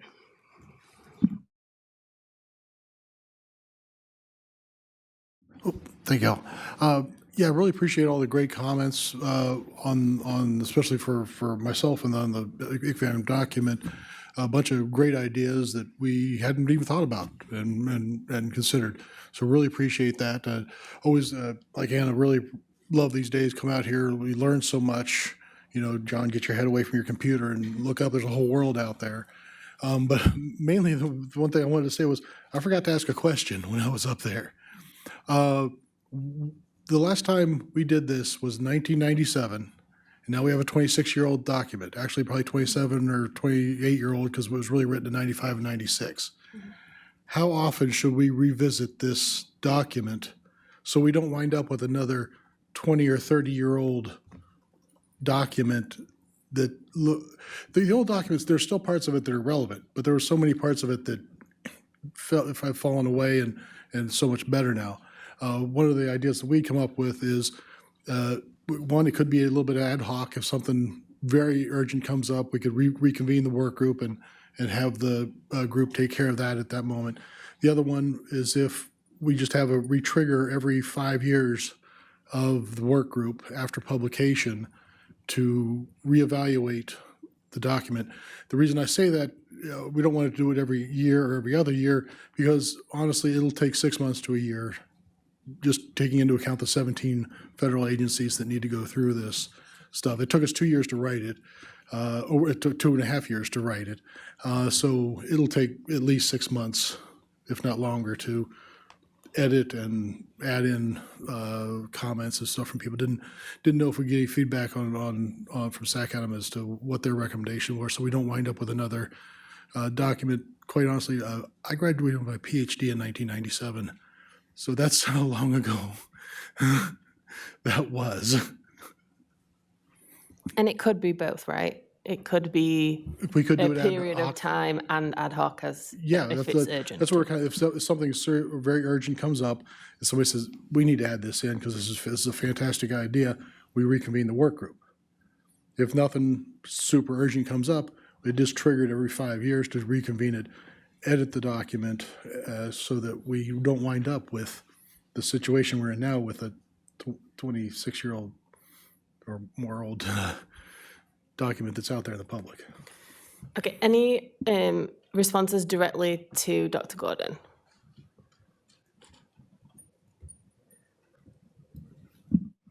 Yeah, 5 years sounds good to me. 5 or 6. And then with the ad hoc, just in case. I mean, I was thinking that in my head, and when it came out of your mouth, I said, yeah. Okay, and then, sorry, before we move to Dr. Kleinstroyer, yeah, Dr. Lewitt did actually ask a question, so it would be great if anyone wanted to respond directly to her also. I rudely jumped in and then switched topics. Yeah, I mean, I understand your points. I think that the issue is, as you mentioned, with more and more complex endpoints, there's going to be fewer and fewer test compounds where there is strong epidemiologic or animal data. The point that I was trying to make is just focusing from an addition to a battery perspective and showing added value of new NAMs. That needs a consistent chemical test set that contains positives and negatives in those in vitro assays, whether or not they map back to human or animal, mammalian data. isn't actually necessary to answer that question. So that in the DNT space, there's this Bloom paper that everybody talks about. It has about 46 chemicals on it that have been tested now across maybe 15 different DNT-related assays. And when you try to propose to add new assays, for example, there's a cellular functional assay looking at network formation that was generated by the Schaefer lab at EPA in rat cortical preparations. And now there's a replacement test proposed that's based on human pluripotent stem cell derived models, yeah. And then there's new gaps. There's new assays or NAMs that fulfill certain that are focused on specific gaps like myelin-related toxicity or learning and memory-related endpoints. Do we need those new NAMs, or is what's already present in this initial DNT in vitro test battery sufficient? So some sort of criteria for the inclusion of new NAMs within maybe a second-generation test battery, and that requires the same test chemicals, ideally from the same companies with the same purity to make those comparisons. But of course, yes, it all becomes much stronger if there is data linking those same test chemicals to mammalian DNT endpoints or endpoints in learning and cognition in human epidemiological studies, of course. So fair, okay. Dr. Barron. And I don't have an answer to your question, but one of the aspects I think it's really important that we have those sets, especially for the technology providers and developers. I think for the IQMPS affiliate, there was a series of publications that we did for like liver on a chip, lung on a chip, and within those publications, at least along those members from pharmaceutical companies, we agreed on which compounds would serve as a positive, negative controls. And that was very helpful because from my understanding, a lot of different technology providers took that and used those compounds if they had access to them. That's a whole another ball game, right? Because we can list different compounds, but can you access those compounds? But those sets, defining those is going to be imperative because otherwise you have different technology providers utilizing different compounds or chemicals to assess or verify, qualify, whatever terminology that we want to use to utilize them, right? And then you can't reproduce that between different technologies as well. So I'm not sure what the answer is, what should be included in those, but we definitely need to figure out to develop those lists because otherwise it's going to make it really more challenging to assess the technologies that are being developed. Dr. Berg. Yeah, I totally agree that we need somebody, a group, to be kind of managing how compounds are picked or for validation. And it should be bringing together all the right stakeholders and not just a private group doing it on their own. And then forever that set of compounds sits. Everybody looks for that for 5 years and the world moves on. I think that's kind of the problem with the way it's happening now, kind of ad hoc. Somebody makes a choice. I know this is true in safety pharmacology assays, right? People wrote, a paper on which assays to pick, and then for 20 years, people have been running the same assays. So how do we have a system that can grow and adopt and take into account all of this information? I mean, you need to be on that committee for picking, what should be the rationale for each compound. Why is it on the list? What kind of evidence? And some of that does exist, but it's not collated. It's not managed. I think that's kind of my point. Thank you. Yeah, I want to emphasize as well, it's for all endpoints too, right? Like, and there are lists of irritants, and we know how different the animal variability is, right? And so we don't know necessarily that those are always true results. So I think it's important for every endpoint that if it's on a validation list, it's real. I was going to say the same thing, that to your question around what bucket do they fall into in your two examples, that they, I would strongly advocate, like they have to be human relevant. It has to be something that the model is predicting. of relevance. Just as an example, I don't know if you guys are familiar with like SIPA and HESI. So it was for cardiotox, and a group of, I don't know, 25 people took a year to come up with the list of compounds. But now there's a list, and it's a very thoughtful list. But it's designed to tackle different components of the mechanisms. But it seems to work. But it did take a long time because I think they put a lot of thought into like why. So thanks. Okay, Dr. Kleinstria. Thanks, everyone, for this really thoughtful and considered discussion. It's actually exactly the topic that I want to continue to dig into, because I think this is a really key question for us as, validation bodies. Reference chemicals are at the heart of what we do, and so this question of how, as we move into more complex endpoints, how to establish reference chemicals when the human evidence is largely associative, the animal data are either unreliable or non-existent or have questionable human relevance, is a really challenging one. And what I'm hearing emerge from the conversation that I think is a really attractive approach is to consider the nuances of the questions and to consider the context of use, not just for the method itself, but for the reference chemicals themselves, right? So you could potentially have a differing criteria or standards or confidence necessary for differing use cases for reference chemicals. So if you're thinking about technical characterization of a method, is it more important to look at something like consistency of response among orthogonal assays that are measuring similar biology? If you're thinking about, really trying to use a battery of assays to predict a more complex and multifaceted effect or endpoint, is it important, going back to the point that Dr. Ushia made earlier in the afternoon, is it important to first demonstrate that that battery of methods has a sufficiently detailed and reliable representation of the normal biology that you're trying to recapitulate with your system, and then demonstrate perturbation of that at relevant concentrations and exposures, so to develop reference chemicals for that particular context of use. And so, those are just some thoughts that to try and kind of crystallize what I feel like I'm hearing emerge from the discussion today, but I would like feedback on whether or not I've captured that appropriately or whether I've totally missed the plot on that. And then the question that I have is actually going back to something that Dr. Berg said earlier about, so first, also Dr. Tall mentioned this, I think it's a really good idea to have a repository of domain-specific and, building off of this topic, potentially context of use specific chemical test sets or reference chemical lists, and not only have those lists, but actually have those chemical sets available for distribution. The Division of Translational Toxicology is doing that with DNT compounds, distributing them to different method providers to produce data sets.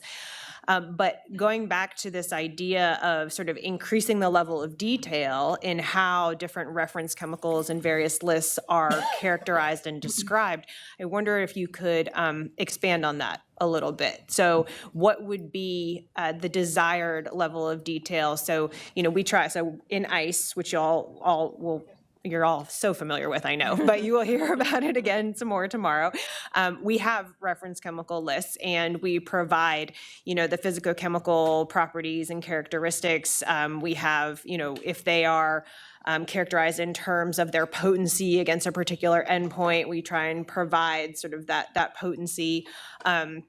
The OECD does this as well. So they have, performance standards that include subsets, which are defined as proficiency chemicals that assays have to demonstrate, a certain level of performance against to be considered equivalent to other test guideline methods. And so I'd like to understand a little bit better kind of what an increased level of detail looks like so that we can work towards fulfilling that goal. Thank you. Yeah, I mean, for example, what is the evidence that it should be a positive control for this these applications, the human versus animal data, the quality of that data, the same kind of criteria that goes into chemical tool compounds, right? So they classify the compounds for tool purposes based on their performance across other assays. So that is not included. You can search for that data if you like, but it's not easy to look at. So some of the reference chemicals are active in all kinds of other different biology and assays. So the selectivity of the assay for the mechanism or for the application of interest is how do we make that information more visible? And it's very important for interpreting when looking for and interpreting false positives type of thing, or it's active in the assay, but not because it hits any of the DNT, but it actually does something else, right? So that information becomes important. I don't know if that answers your question.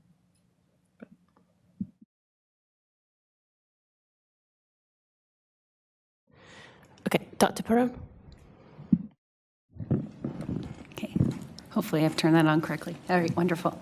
No, I just wanted to say I'm really finding this discussion very interesting because we've had a lot of internal discussions across agency discussions, in this reference compound list. There's a little bit of heartburn that comes up a little bit when this comes up, and also a little bit of confusion between positive controls and reference compounds as well. So some of the comments I'm hearing are a little bit more about positive control data versus, truly a reference compound. I definitely understand, because when you're talking about batteries, your positive controls are going to be different across different assays. And then ultimately, do you have a compound that you can test for the battery itself? So I totally understand that. So I think the comments that I'm hearing are very similar to conversations that we've already been having, and are really helpful. And I think especially saying, making sure that they're real, that's really challenging. And again, as we're getting into these more difficult biologies, that's going to be more and more challenging. And so I guess I just worry sometimes that this reference compound list is now going to, in the future, become the next hurdle that's going to keep people from being able to use NAMs. So I think we just have to have some sort of, I'd like to hear how to maybe approach this in a way that is not going to lead down that road. That's what I slightly worry about. So hearing maybe some thoughts on that would be really helpful. And also, context of use is really important. So what amount of uncertainty I have for screening and prioritization is going to be very different than something I'm going to use as a point of departure for risk assessment. So even as people are talking about predictive, protective, that's actually really important. Of course, everybody enjoys the more predictive, but when I'm, looking at the context of use, maybe I'm okay with it just being protective. So I think, again, my list could be dependent on the context of use, even for an assay. So I think there's a lot of complexity also that needs to be considered in the nuances along the way as you look at these assays and different models and what are the questions that you're trying to answer. So anyways, I just wanted to provide a few thoughts, but also maybe hear some of your thoughts about that. So thank you.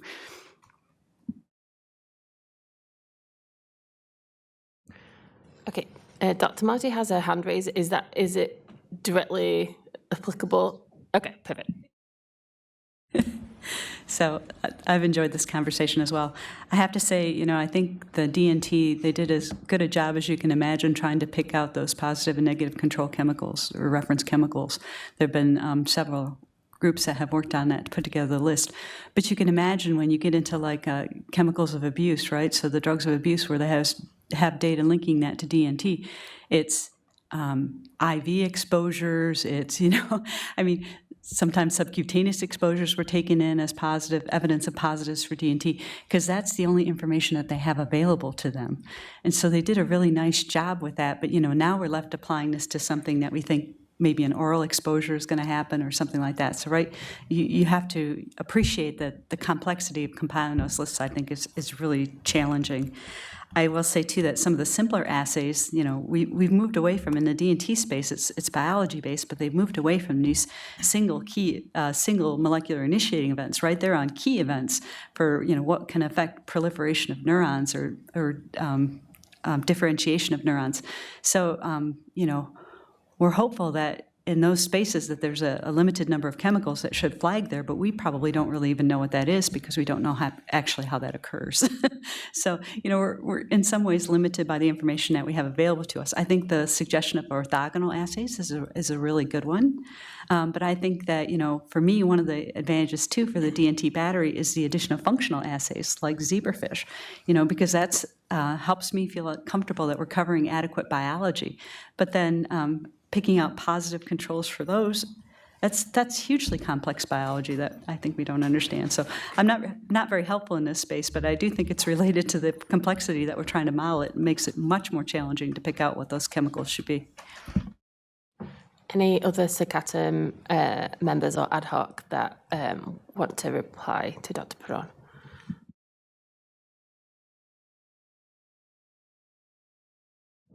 Okay, if not, then we will move on to the next topic. So we have lead discussants for the international harmonization and global considerations. That is Dr. Nunez and Dr. Marty. Go ahead and get started. Nunez, yeah. Yeah, excellent. So I will try to do justice to the mountain of work that was just presented over the last couple of hours. It was amazing. It's wonderful to see the conversations go from what should be implemented now to more of how can we get these things kind of taken up in all the different various industries. So I'll start off with the first question and then just kind of try to hit a couple of key topics that for me just made sense. So with respect to validation practices, I completely agree with the approach that something individual is not going to cut it. No individual approach or mechanism, trying to do something that is more of a battery is going to be the best way to move forward. And the example that always comes to mind for myself is the 2-year rodent CARSI assay. It's been kind of around for a long time. All the different industries have had their issues with it. And really, in order to replace that, it's going to take, a series of in vitro plus in vivo models, it's well published. I'm not sure where the literature is at now, but I think it's a good example.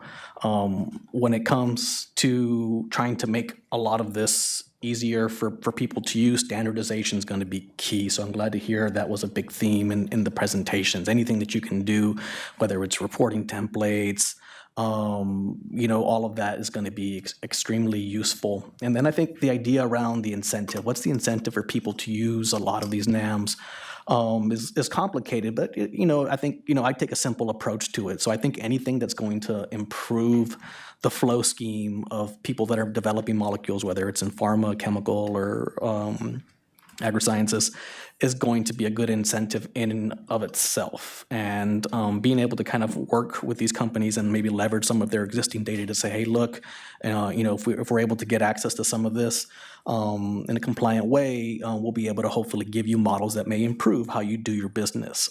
So that's always going to be something that I think is pretty impactful. I think the other piece that I had here was really looking at the technical validation. I completely agree with the approach of trying to do something with GLP kind of in mind. For me, when I would run a 1-month rat tox at one CRO or another CRO, the fact that it was GLP gave me the confidence that it would be the same kind of across the industry. So I think that's a similar approach, and that's a high bar. But I also did lots of non-GLP studies that were pretty much the same at different studies. So there's also kind of that approach to it as well. I too kind of picked up on the reference chemical piece a little bit differently for me. I just thought of it simply as a positive and negative control for these assays in order to be able to transfer them from one organization to another so that there's reproducibility. So for me, it's just I agree that maybe there's the science around them is very complicated, but it's just, hey, look, if we're going to do this assay in this lab here and we're going to use this kind of across the country or across the world, can we reproduce with a certain set of compounds? So it's not anything new or novel, but just something to think about. And kind of continuing on this idea of transferability, I agree that, a big ring trial, it's kind of the first time I've heard it termed that way in a while, is tough. But at the end of the day, if, we can't really replicate this across organizations, it's going to have minimal utility. So, there's standard approaches for tech transfer. I know we did something similar in my different lives. And, there's also good examples of things that have already been done. So I look back at the Safety Farm and HERG and those different kinds of things, how those were adapted or adopted, pretty straightforward. Now, to the last question, how do you ensure harmonization and regulatory guidance among international organizations? A wonderfully complex question that I don't have the answer to. I think the way that I'd start, you guys are kind of already well en route, but maybe starting slowly with solidifying the approach across the U.S. agencies first, and different industry partners, and making sure that all the different stakeholders, are informed about what NAMs could be impacting them. I think of the acute tox studies. They're a little bit different for all the different types of industry, but acute tox is acute tox. Everybody kind of conducts them. So I think that's, a good situation where it's something that everybody can get behind on if there's any improvements to that. That's pretty much it for me on my end. Again, great work. I think there's, a lot of positive things that have come out of this, and, I'd like to see what kind of advances happened over the next year.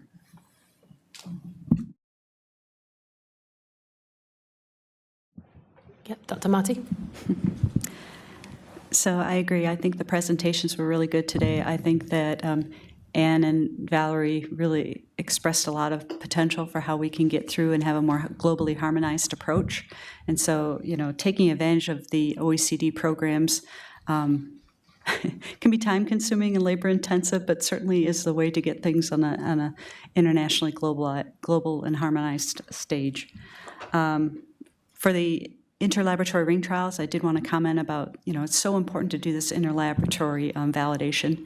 And so I think we agree, important for one lab, even when they're doing developing a method, transferring that to another lab, there might be parts of that SOP that aren't very clear for that new lab, right? So making sure that everybody's on the same page is really, really important.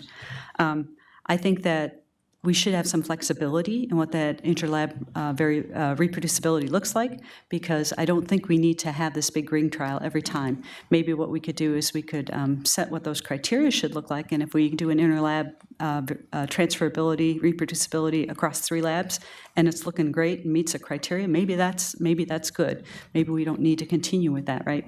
Maybe we can do that based upon whether or not they can hit criteria. So that was my comment I wanted to make on the first question. Are there aspects of the guidance that need to be modified or revisited to account for international harmonization? For me, I think one of the big things is the communication and collaboration that's required across these international groups, right? So anybody who's not doesn't have representation or isn't engaged in the development of a new method, when it comes to them late in the process, they're going to be like, oh, I'm not familiar with that. I haven't been looking at that. I'm not ready for that. And so I think it's really important to set those collaboration groups to have representation of the stakeholders that are really important, want to be engaged. The expert group process that's been going on at the OECD, I know you folks have been involved in that. I think that does offer the opportunity to bring in folks who, have a vested interest and allows them to communicate back, hopefully to their, stakeholders in their member states, for instance, who might be interested in that particular work. And so hopefully by the time it gets up to a higher level in the OECD process, everyone has heard about this and everyone is on board with this. So I think that communication, frequent communication about where you are in the process, what you're seeing, and then that collaborative effort is really, really important to make this work. I wanted to comment briefly about CBI, so these confidential business pieces that go into some of these NAMs. I think that OECD has really invested some time in how to manage that, and so we're seeing things like their, that this document they have on how to manage confidential business elements. Maybe that's something we need to talk more about here. It seemed like in the public comments there was a lot of concern around if a NAM had a confidential element. So maybe that's something that needs to come forward and be discussed more in this space. Lastly, to ensure harmonization and the global guidance among international organizations. I think the defined approach is the gold standard, right? It takes a lot to get to a defined approach, though. Test guidelines for me is the next step down, but certainly performance standards within those, those assays as we're developing them would be useful. You can't make them too strict or nobody can get through the performance standards for a particular assay. And we saw some of that when we were trying to, bring in the endocrine disruptor tier 1 assays in our lab, in my laboratory specifically. We didn't meet all the criteria for all the assays, right? So, subsequently, there's been some modifications to some of the criteria. I think that's just the way it works, and I think that's an element of having more labs use more of these methodologies. But I do think performance standards are one way that we can assure some harmonization. And lastly, I think those integrated approaches to testing and assessment tell us a lot about how these things work and how they coordinate. So again, advocating for those.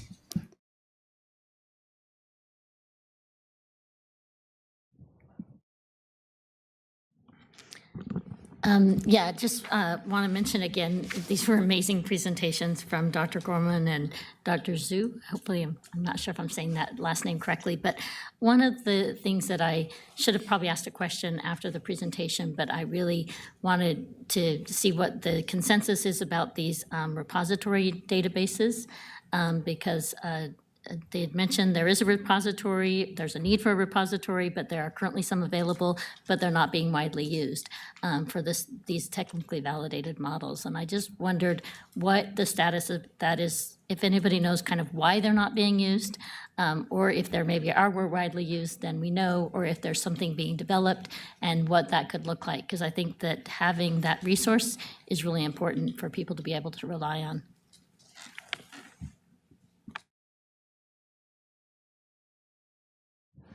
Dr. Schwan, do you want to respond if you're still around? Yes, hello, I'm still around.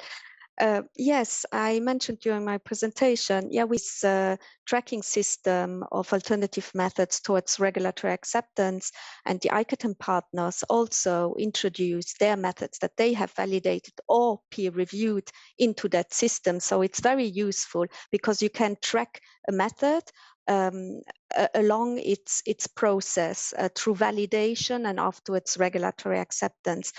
Now, at the ICATM satellite meeting, some members thought that it's not very much used because the scientific community has not so much interest in really describing their method in a certain standardized way and detailed way, and then also put their methods into these databases. I mean, if one of the ICATM members coordinates this and put some efforts in it and help the test method developers to describe their methods accurately, then maybe yes. But usually the scientific community would just publish something in the peer-reviewed literature and not do this extra effort to put a test protocol, which is really very well described in such a database. That was more the discussion that we had.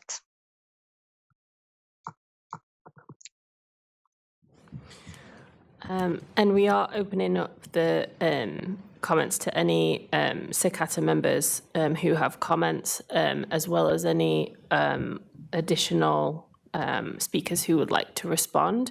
There are no hands raised at the moment, so I'm going to take my prerogative and jump in.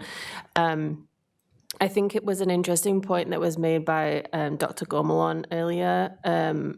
What my interpretation was that NAMs are not expected to replace animal studies. And I really appreciated that viewpoint and wonder if we can move to maybe look more at NAMs as a new data stream that maybe can provide better human environmental health protection rather than we just need to get rid of this animal test and this is the one thing that's going to replace it one for one. We have the ability to be more scientific and provide that better protection. and that doesn't necessarily mean that we have to do that in a predictive way, right? So I also hope that the work that's being conducted to generate the report by ICVAM can be of use globally. I mentioned this a little bit earlier. And that we don't feel the need to, in different regions, repeat activities just for the sake of it. We don't all need to just recapitulate all activities. It would be great to really showcase that we can collaborate and aid efficiency, especially in this area when we have a lot of endpoints to cover, and validation is so important. And we really have the opportunity right now to improve efficiency with this word that we use of validation.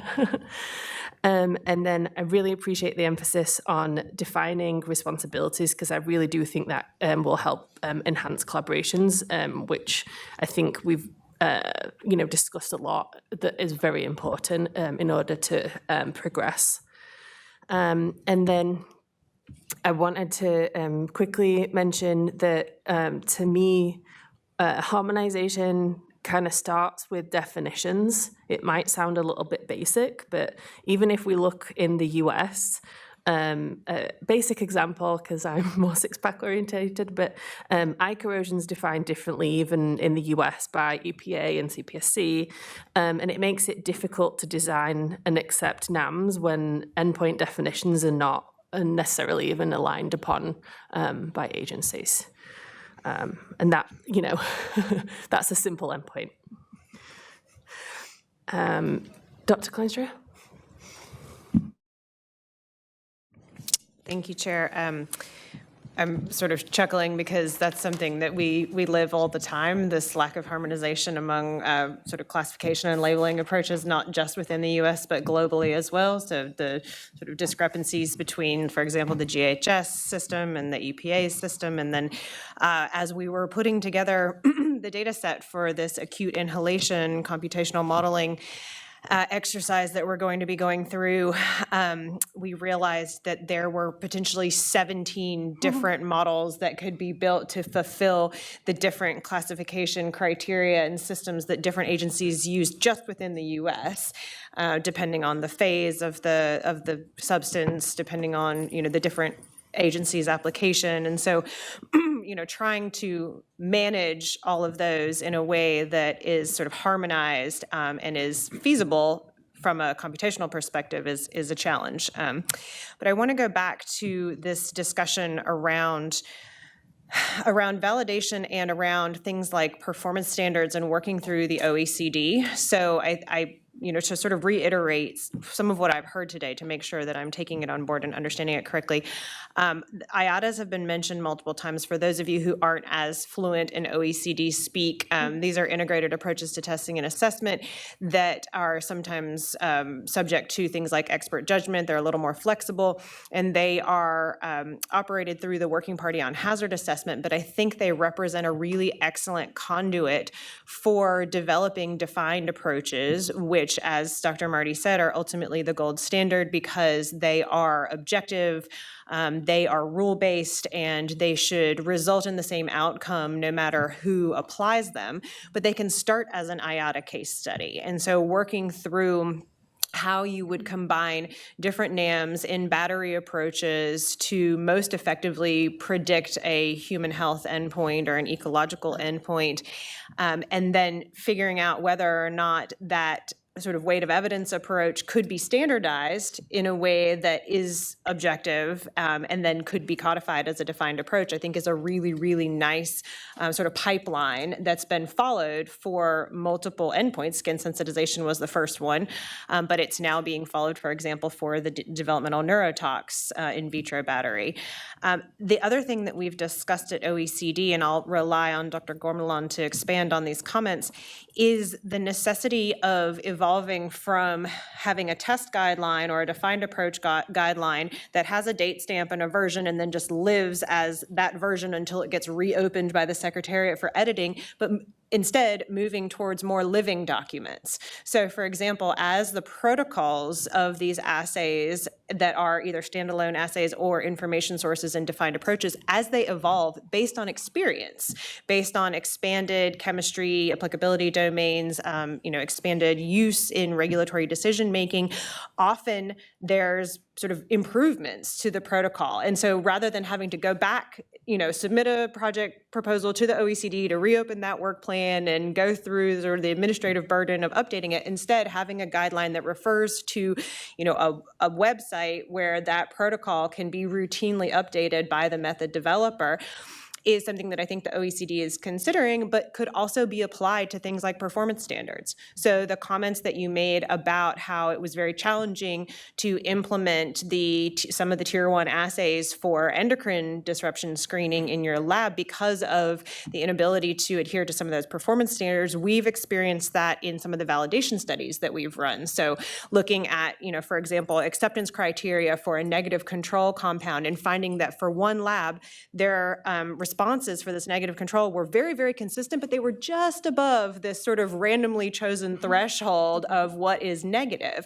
And so creating a more flexible but robust and statistically solid approach to defining acceptance criteria and performance standards and allowing that to evolve and be accessible in a more sort of timely and transparent fashion is something that I think we should be championing as validation organizations and that we should be working through the OECD to try and implement. So I appreciate, that feedback that has sort of led me to those thoughts. Thanks.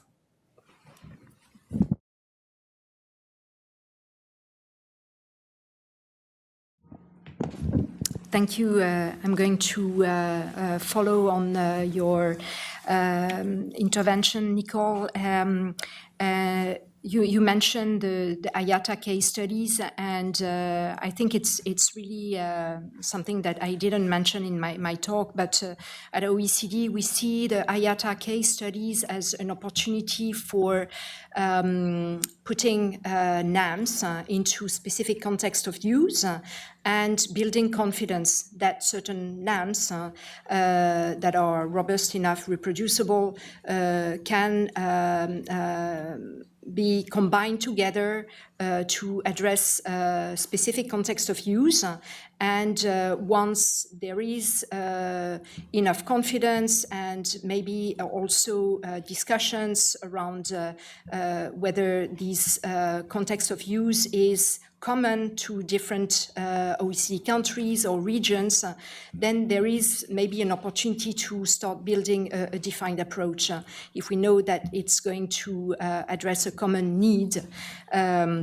So we've been discussing in the validation and evolving the validation to decouple what we call technical validation, method characterization, and technical reproducibility from the regulatory application. And we see the regulatory application as where the IATA case study has really a role to play in building the confidence that certain NAMs, individual methods or information sources, when combined together, can address a particular regulatory need. And by discussing that together at the OECD, identify if this is a common need across countries and whether there's an opportunity to develop a defined approach. So that was one thing. The other thing about having test guidelines that are a bit more evergreen and don't need to be updated every time something changes in a protocol or in standard operating procedures. I know that for skin irritation, corrosion, in vitro methods, that's being done. In fact, the test developers are depositing their protocol, their SOPs in the repository at URL ECVAM, the one that Valerie was just mentioning, because it's a way for them to update on a regular basis when there are small changes to the protocol and keep the test guideline evergreen without putting a lot of detail detailed information in the test guideline, but just the important aspect of the method, the important criteria that need to be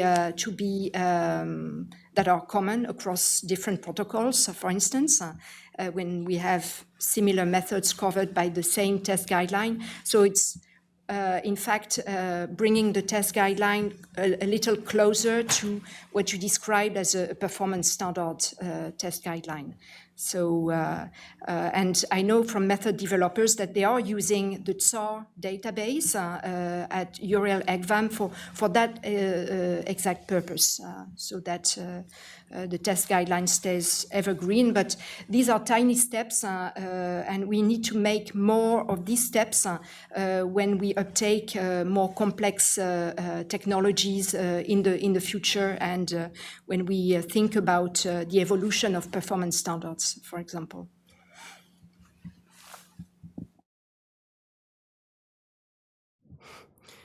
Any additional comments from SICATM members or ad hoc members?